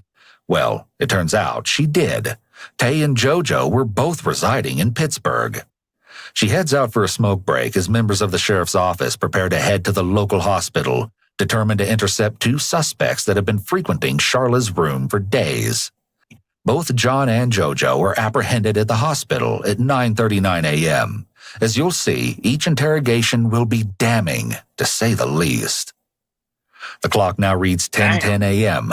The other party that was picked up at the hospital by the sheriff's office, a man by the name of John Sanford, a.k.a. John Rebel, is seated in the interrogation room. He's dressed in black pants and a black long-sleeve shirt. The clothes match Samantha's description of the assailant's dress provided to law enforcement. Clearly, John is quite comfortable here. He may be thinking that if he engages with law enforcement, they'll believe him or go easy on him. John, you know what this is about, buddy. You know exactly what it is. You know what happened over at Samantha's house last night. That's what we want to talk to you about, okay? I'm gonna Randize you. You know you're right. You don't have to talk to me if you don't want to, and that's fine. I hope you decide to, Because I think there's some things you probably need to tell me. Your side of the story. These shit's gonna match Samantha's. She was passing that thing around like a lesson play on first Sunday. You know, I'll be honest with you, she's pointing the finger at JoJo. She said you was with him. Now, do you want to talk to me just a little bit about this? Yeah. Okay, well, let me tell you what they're saying first. Because I think you'll be honest, because our bear's dead. He's dead. But now, according to Samantha, that boy ain't flinch. He ain't make no move. He was just a bystander. Why, JoJo beat the living crap out of him up in that room where y'all were collecting evidence. Anytime there are multiple suspects involved in a crime, police will want to separate them as soon as possible, so they don't have a chance to get their stories aligned. Police may often plant the seed of doubt that the others are implicating them, leaving each suspect with the decision dilemma of whether to confess or remain silent. The detective is also utilizing a read technique here of placing blame on an outside source rather than on the suspect himself. This will make it easier for John to admit his involvement, because the detective is building the theme that John was just a bystander and not the main perpetrator. Additionally, in this situation, it's likely that there are no real bystanders from a legal standpoint. Under a theory of accomplice liability, if the prosecution can prove that John aided or abetted the murder of Dagan, John would be in the same legal jeopardy as the person who I think it's Lion Springs, California. Lion Springs. Pulled the trigger. Okay, this all started yesterday. Like you said, yeah, we talked to her about her problem with her husband and all that. I'm not sure. Never did I plot to kill the guy. I have a problem with males hitting females. And I do too. She did say that there's been times it's crossed her mind to do stupid shit, this and that. Like what?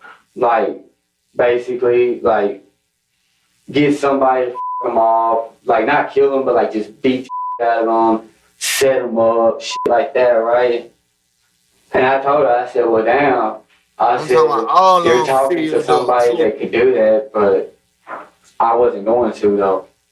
John now begins his account of the previous night, beginning with a quick stop at Samantha's house.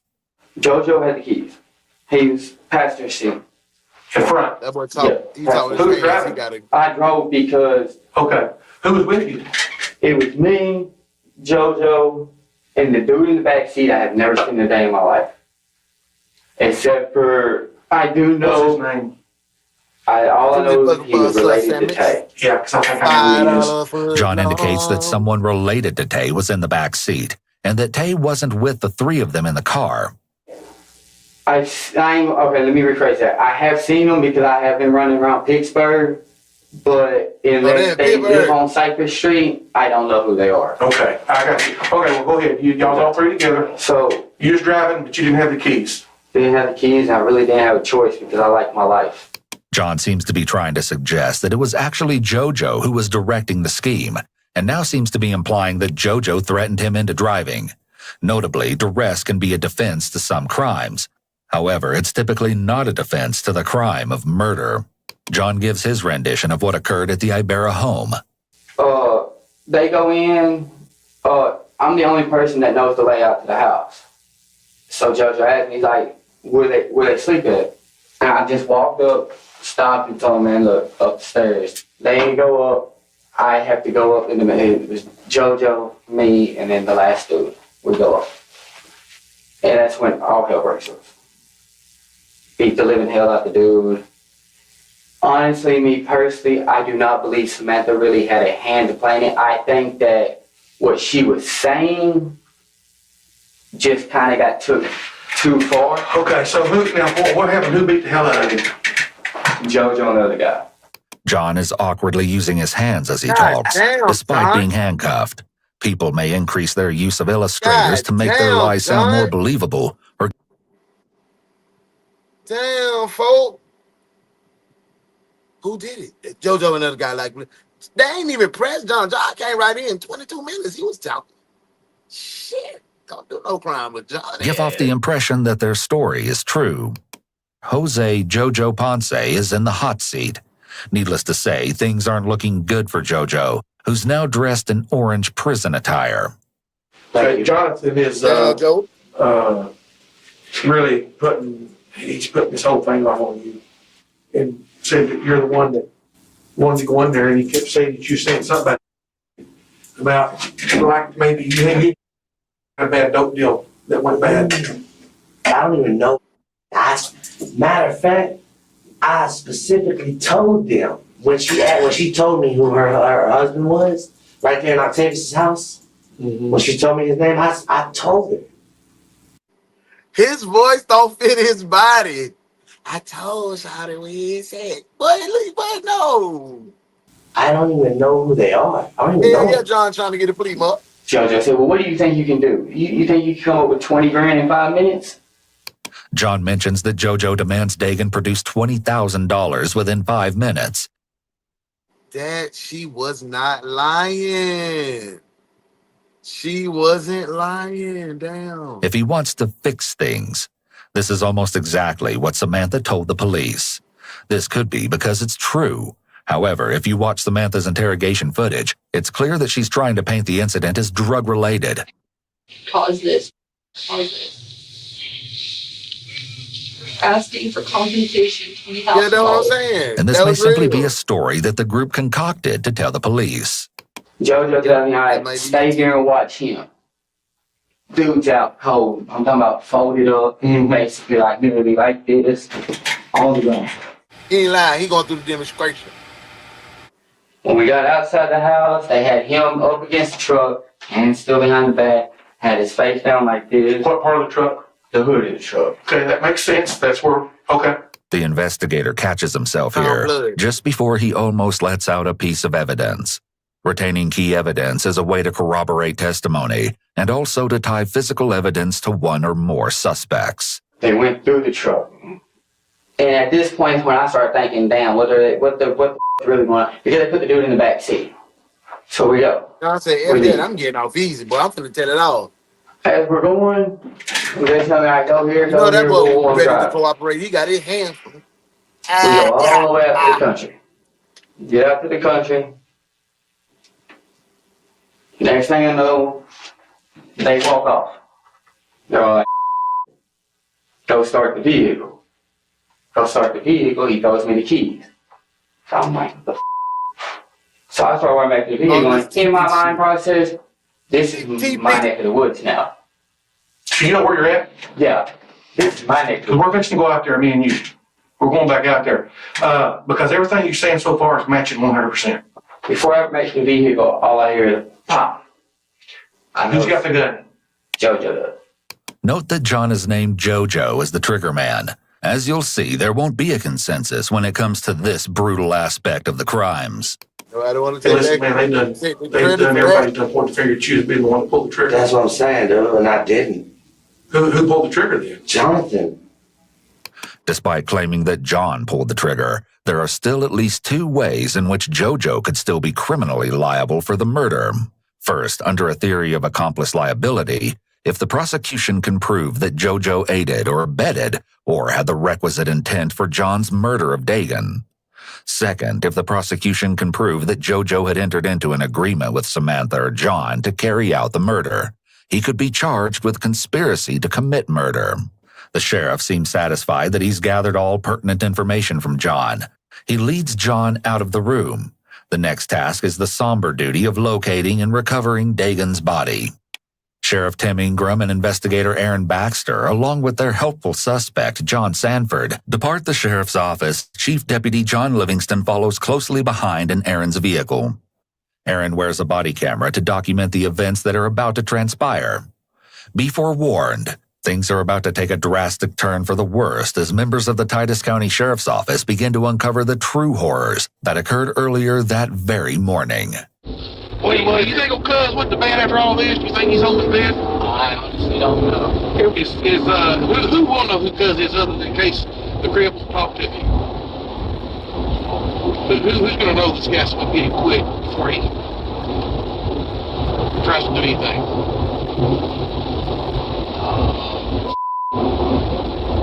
Almost anybody in Pittsburgh that really... So is that his name? Is that what everybody calls him, Cuz? The sheriff asks John, who will be able to identify the mysterious third party, known to us only as Cuz, will soon learn his true identity. Yeah, see the body. See there? Yeah. That's him. Definitely did. Okay. I done got caught up in this. Oh yeah, he's dead. He's not gonna be alive. What we need to do now is 2 of us need to break off. Look, and I'm take already him suitable. I'm and trying use to the change recorder. clothes and at Let's least go get that gun. Sadly, Dagan's body is located at 11:28 a.m. Aaron places a call to the Camp County Sheriff to alert him of the murder within his jurisdiction.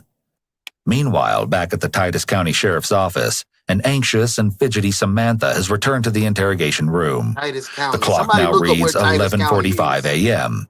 It seems Samantha hasn't been informed that Dagan was located, deceased, approximately 17 minutes earlier. While the members of the sheriff's office are locating the potential murder weapon, Samantha occupies herself by writing on the dry erase board in the interrogation room. Just as Samantha leaves the room as the clock reads 11:58 a.m., Aaron's body camera recording resumes. The sheriff, John the suspect, and the 2 investigators, Aaron and John, head to the home where the gun is believed to have been stashed. Note that the woman seated on the front step of the home is Lakona Slayton. Her connection to the case will be revealed to you shortly.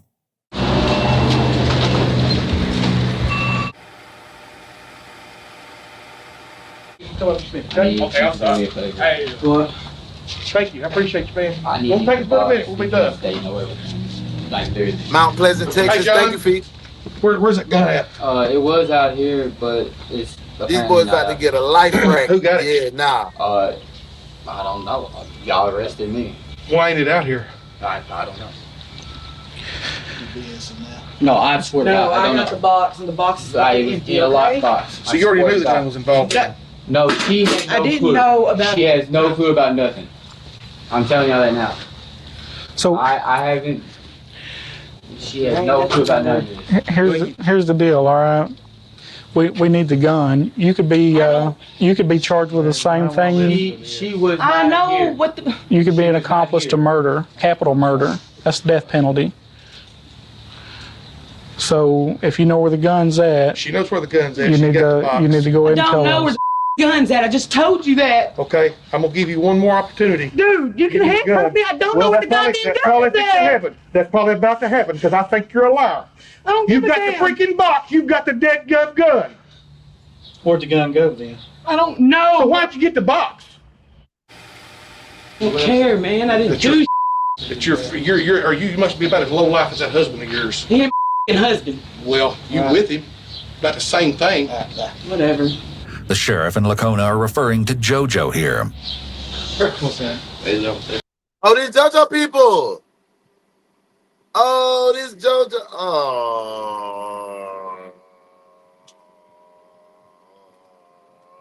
TV. Oh, yeah. Oh, yeah. You remember now to come home and get that box, that gun in it, don't you? No, I remember to come home and check the box. So the gun's not in the tent?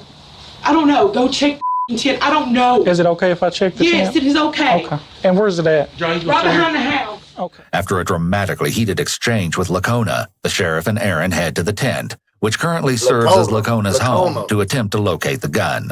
A search in this case does not require a warrant.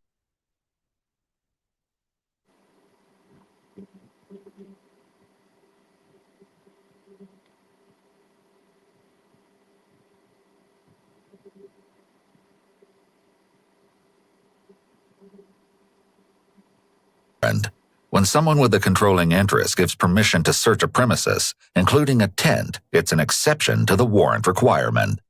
Back at the sheriff's office, Samantha is again writing on the dry erase board. As a couple of written questions are directed at the sheriff's office, she continues to put on a show. These behaviors are once again very childlike and immature. Oftentimes, individuals with personality disorders will display immature behaviors. In high-stress situations in particular, they often regress, and these behaviors become much more evident. She's just a procrastinating damn liar. They got baby girl shooting outside in the backyard with the cord running. There you go, right there. I bet you. See the dope or the gun? Gun. Well, Peter had his gun. Why the hell would I tell you to go look in the tent? it wasn't in the tent. Well, I don't know where the. All we want is the truth. Man, I'm telling you, all I know is the guy told me that they were suspects in a murder case. The first thing that popped in my head was that gun. It was not in the box where it was always at. Well, I'll be Cooter Brown. Well, you know a lot more information now, don't you? You know a lot more information now, don't you? Get your ass out of here, man. Detective, put the cuffs on this one. At least until we figure it out later. Cuff him now. Little Leona, little goddamn angry little tent dweller ass. She need to be in prison. And I don't know what the is going on, but I want to know. Okay, well, just like the other officer told you, we're investigating a murder. All right? There was a guy killed last night. He was executed.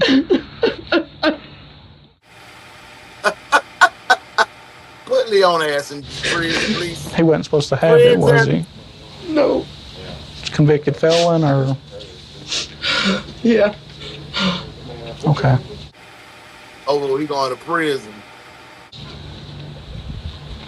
Obviously, you know, that guy's got a family, and they're going to want to know what happened to their son and father. I mean, the guy's got kids, young kids.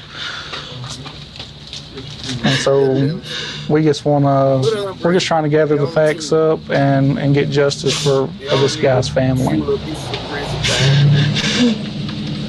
Is there anything that you can tell me at this point that would help us with our investigation? Other than that, if I think he would have did something like that, yeah, because he's pulled it on me before. He's pulled the gun out on you before? Yeah. All right. I know I've prayed, but damn, I didn't think I was going to split up with him like this. This important piece of information, which was uncovered due to the officer's catch-all question, may explain why Lacona didn't reveal the gun's location. It's possible that if she did know where it was, she kept the location secret for a much different reason than avoiding trouble herself or protecting someone else. Instead, she may have been fearful of retaliation from JoJo if she talked. We've yet to hear JoJo's side of the story, but it's going to be hard to dig himself out of the hole that seems to be getting deeper by the minute. The members of the sheriff's office depart with the recovered weapon that was believed to have been used to execute Dagan. Investigator Aaron Baxter sits down with Lacona on February 24th, just 4 days after Dagan was killed. During our last encounter with Lacona, when the handgun was retrieved near the tent that served as her place of residence, she seemed to insinuate that her days with JoJo were numbered. However, she initially referred to JoJo as her fiancé at this meeting. It may be that she had a change of heart and decided against ending the volatile relationship after all. As a result, she may be less forthcoming in her interview than the sheriff's office would have hoped. You know, the other day when we were over there with the gun, what made you think that gun was used to you just had a gut feeling? I just had that feeling. It was a feeling because like a man. I don't know, it's just a feeling. And you said that Jose had pointed at you before? Yeah, in the past, but he would never. When it comes to other people, he's not mean. He's a coward. When it came to me, it was different. Other folks, he was a coward. He always backed down from fights and stuff. And I just don't understand. I don't see. I just don't understand. What? Why? JoJo didn't even know her.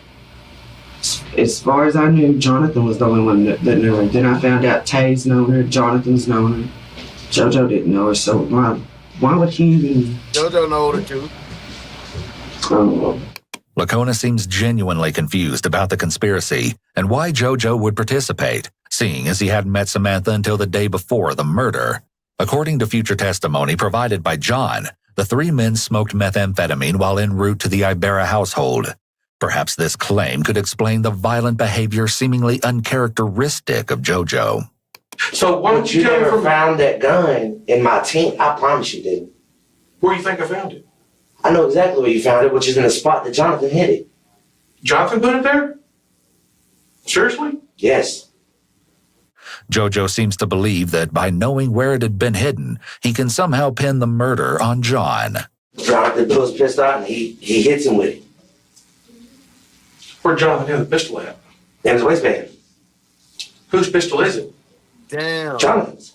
Where'd he get it? Old girl wasn't lying. That's crazy to me. She was not telling no lies. Beats me. Clearly, JoJo's story is not agreeing with John's version of events. Most significantly, JoJo claims the gun that was allegedly used to murder Dagan belongs to John, though JoJo is unsure where or how John obtained it. All right, and the gun that we got out from under the house, that's the gun that, I guess it belonged to Jose. It was mine. It was a gift to me from him. It was mine. Okay. Most importantly, perhaps, Lacona confirms that the handgun that was recovered near the tent belongs to her and JoJo, not John. What I need to do, I've got Samantha's version. Samantha is the ringleader. I never met her until yesterday. So you just up there with Charlotte and them, that's when you met. That's when yes sir, I met Samantha. And I met her 5 kids. Mm-hmm. We all left. We get to Walmart. We're at Walmart for a little bit. All of a sudden, Octavius Rhymes walks up to me. He said, man, I gotta go. I said, why? He's like, my mom just called me and cussing me out, telling me I better get the damn car home. So I well, let me go find Jonathan real quick. Let me ask Jonathan if he can give us, me and my wife, a ride home back to your house. When Jonathan took me home that afternoon, though, Octavius was home. Octavius ended up leaving with Jonathan. They left together. Me and my wife stayed home. All of a sudden, around after 7 or 8 at last night, they showed back up. This time, they showed up with Octavius, Jonathan, Samantha, and her kids. Jonathan pulls me to the side. Say, cuz, I need to talk to you. I don't know what's up. He's like, look, old girl, talking about Samantha. Uh-huh. He said, Samantha, wants us to, do something. And he wouldn't tell me full details until we went to the place. All of a sudden, he tells me, he said, look, I just need you to stand guard. JoJo describes what is called a criminal conspiracy between himself and John to commit the crime of kidnapping. Another important revelation is JoJo's claim that Tay was a willing participant in the conspiracy, despite Samantha's and John's initial reluctance to implicate him. It turns out that old Cuz was actually Tay all along. Let's hear it straight from the source. Meet Octavius Tay Rhymes, whose identity Samantha and John attempted to conceal initially. Tay had requested a meeting with the Titus County Sheriff's Office with the intention of getting a deal in the works. However, Tay was informed that he'd need his lawyer to handle the negotiating with the DA's office. While seated with investigator Wayne Minor, Tay went ahead and pleaded his case. I should have spoke to y'all without a lawyer, but I admitted to y'all, that I was in the vicinity when they took the dude from his home. But I didn't realize that they were planning on doing. So like I said, I know y'all ran my criminal background history already. I don't have no violent background, I don't have no felonies, or misdemeanors. No, I've never been in no serious trouble like this ever. So I'm trying to work with y'all, but I can't really give y'all no more information if no deal on the table. Striking a deal is quite common in criminal cases, especially those with multiple defendants. Often the prosecution will offer a more lenient sentence to the accused in exchange for the accused providing information to the police or agreeing to testify against one of the other defendants. However, Sharon, they pulled up like it's a door. It's important to note that a criminal defendant cannot make a deal with the police. Only the prosecutors are authorized to make deals with defendants. Therefore, any sort of deal that the police make with Tay wouldn't have any legal effect, unless, of course, such a deal was approved by the prosecutor's office. I stayed downstairs the entire time. But she whistled. that means she was downstairs. Because like I said, me, Octavius, and How'd she whistle? Was it like that or? Yeah, like that. That's what I'm saying. She was downstairs. She had to be. But you didn't see her? No. And so who went back in when she did? Jonathan did. And all of a sudden, Jonathan comes back out and says, "Come here, cuz I talk to you." So we walk over here. And he's like, her mom just called, say she's that a friend, she's sending a friend over. So my dude's involved? I see I done got me. My dude's involved? That's why. To see her or whatever, something like that. He's like, so she said, "We got to go. We need to go now." JoJo claims that Samantha told them to move quickly. Records indicate that she called her mother to alert her of the attack. Because her mother's home was an hour's drive from Samantha's, she assumed that would give the men ample time to leave the premises with Dagan. What Samantha didn't anticipate was that her mother would send a nearby aunt to her rescue. There's no way JoJo could have known this bit of information if Samantha wasn't in on the ruse.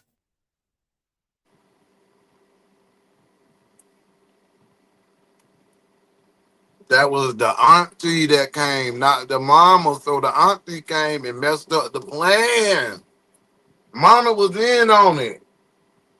And so we left. They arrive at a secluded area that serves as their destination. Tay's looking at me, I'm looking at him. Jonathan looks back at us. Jonathan pulls it out, he's holding it.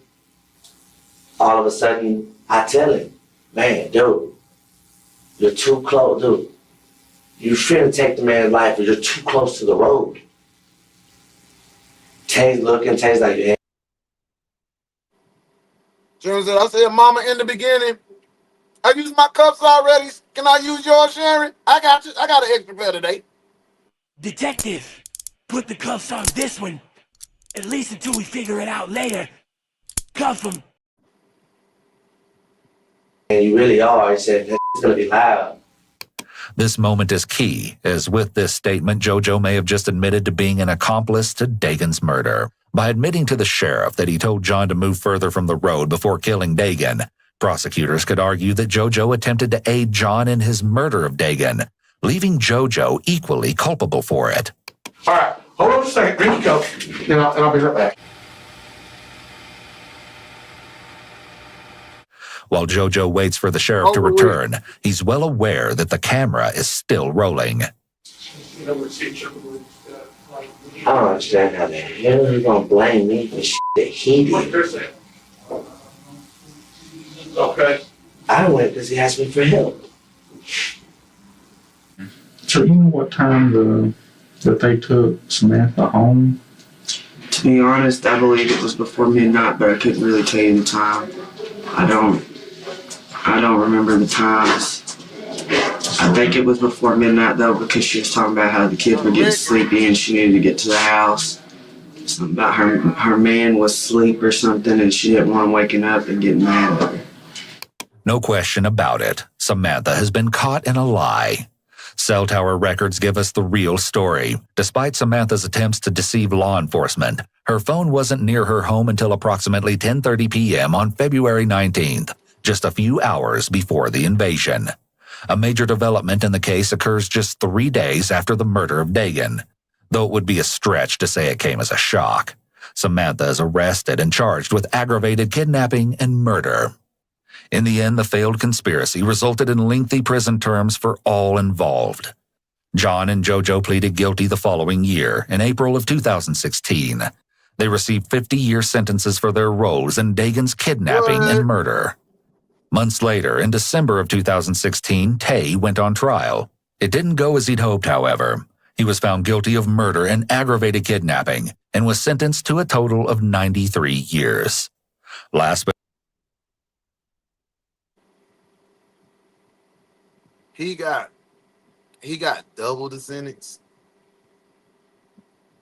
The other two got 50. He got 93. Let's see what you got.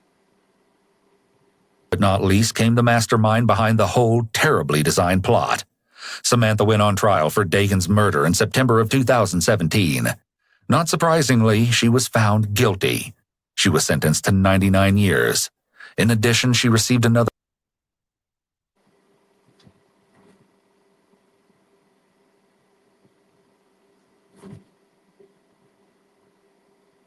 He got 6 years less than her. The other two, who the shooters, got 50. The black boy got 90. Let me go ahead and finish this case. 50 years for the kidnapping to be served consecutively with her murder sentence. To this day, it is still unknown who pulled the trigger and killed Dagan. Damn. What y'all think about that? Sorry, I was eating. We went over a little bit. I feel that was a travesty in the sentencing. Like, why did he only get? Oh well, I think he got 50 years on something else at the end. I think, but 6 years, a 6 year difference in JoJo and Jonathan, who had the pistol. The pistol was at JoJo's house. His girl said JoJo used to beat her ass and pull the gun on her. He get a 50. How? How he get a 50? Because the black boy tried to come in there and work a deal out. That's lame. That's lame. Y'all, I want to say we had a strong week of work this week. Tomorrow, we going to do some SWAT team action. Come kick it. Tonight is, what's tonight? What we doing tonight? Hey, matter of fact, I might go tonight. I might be in, I'll be in the comments. You might do some lunch routers over there in the comments in Bandcamp. I am so powerful. I am the essence of strength. I am the person that will break generational curses, so help me live. I am the beacon of hope. I float just for my family ship. I have been chosen for gifts. I have been chosen for this. I am courageous. I am amazing.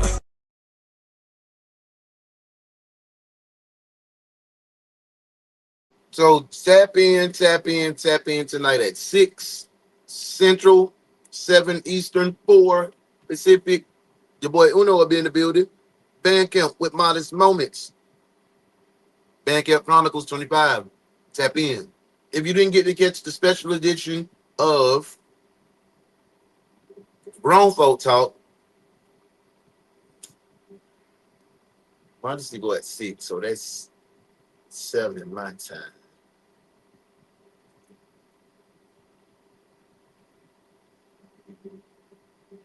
$5 I might drop the replay. We played the replay with me and Boss. It was a good show. Definitely might play the replay. So be tapped in. But the focus tonight is Bandcamp. See you there tonight. And I know we had a problem with the checks and stuff, but you know, I'm trying to see. I still ain't getting no more information on Hansy. But in case y'all didn't see it, man, I'm gonna let y'all check Hansy out one more time.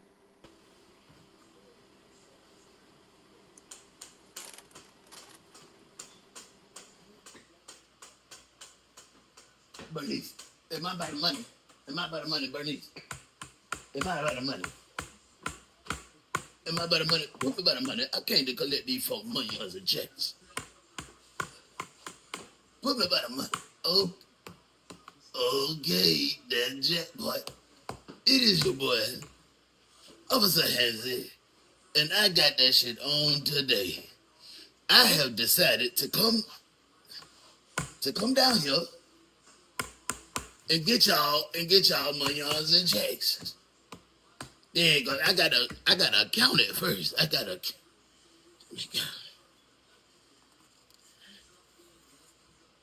It smells like 20. 3. I'm just gonna. I had forgot to bring my bag to put y'all money on some checks in. So what I'm gonna do is I'm gonna just put this in my safe place. I'm gonna put this in my safe place right here. Ain't nobody gonna go in here. You hear me? I got y'all my youngs and jacks. I'm finna get back on the road to head back to the precincts to bring y'all my youngs and jacks. Y'all is gonna be proud of Officer Hansie today. I'm finna head to the car.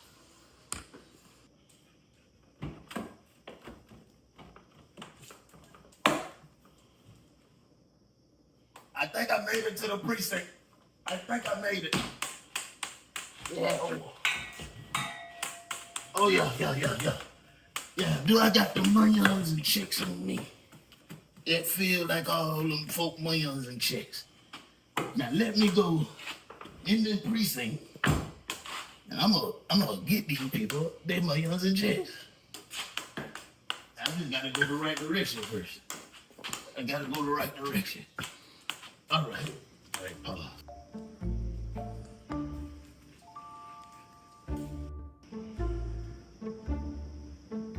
Yo, they gonna be happy to get this money on them checks today. They got me. They got me. They done got me. They done hit me upside the head and took the money on the check. I can't even find it. Help me, 9/11.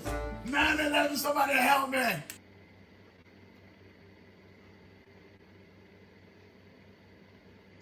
Good morning. It is I, Sylvester DeMonte Jenkins, and I'm speaking to you today on behalf of the DaOnes Detective Agency.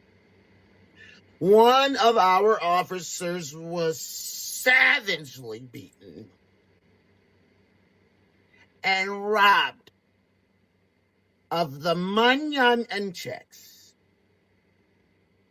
That will not be tolerated here. We have put together a vast team of detectives that will investigate and get to the bottom of... Excuse me, I am a little flustered. Get to the bottom of this travesty. Hansie is a decorated detective. And excuse me, I'm so flustered here. And all he does is take care of us. I'm reaching out to you to ask you if you've seen anything in the parking deck that caused Officer Hansie to be robbed. Please reach out to the number listed below. You can remain anonymous. But I need you to help me. Thank you for all that you do. Sylvester DeMonte Jenkins.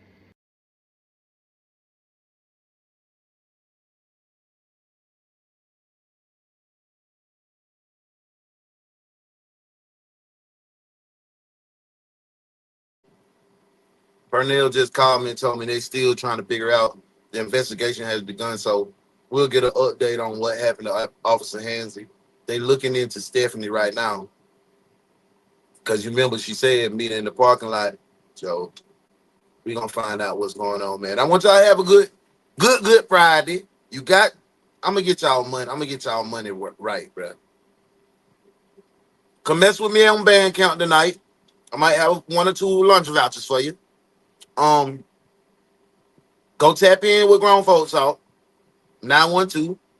Go tap in with my nephew. It's still his birthday week. Go spend some money at the highway. That's what I might do. I might do a highway giveaway. To see. I don't know. Lunch or highway. Either one. But tap in. Go mess with Grown Folk Talk 912. Hit the subscribe button. Follow Boss. Hit the subscribe notification. We on the way, y'all.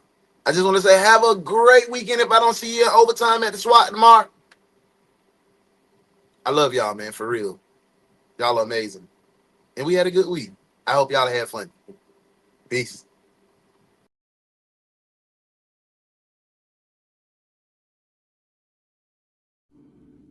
Here this morning, police are looking for a suspect, the only detective agency capable of handling these grotesque and obscene cases. Look no further than the Ones Detective Agency, where evidence does not matter. We lock you up and figure it out later. Hey, what's up?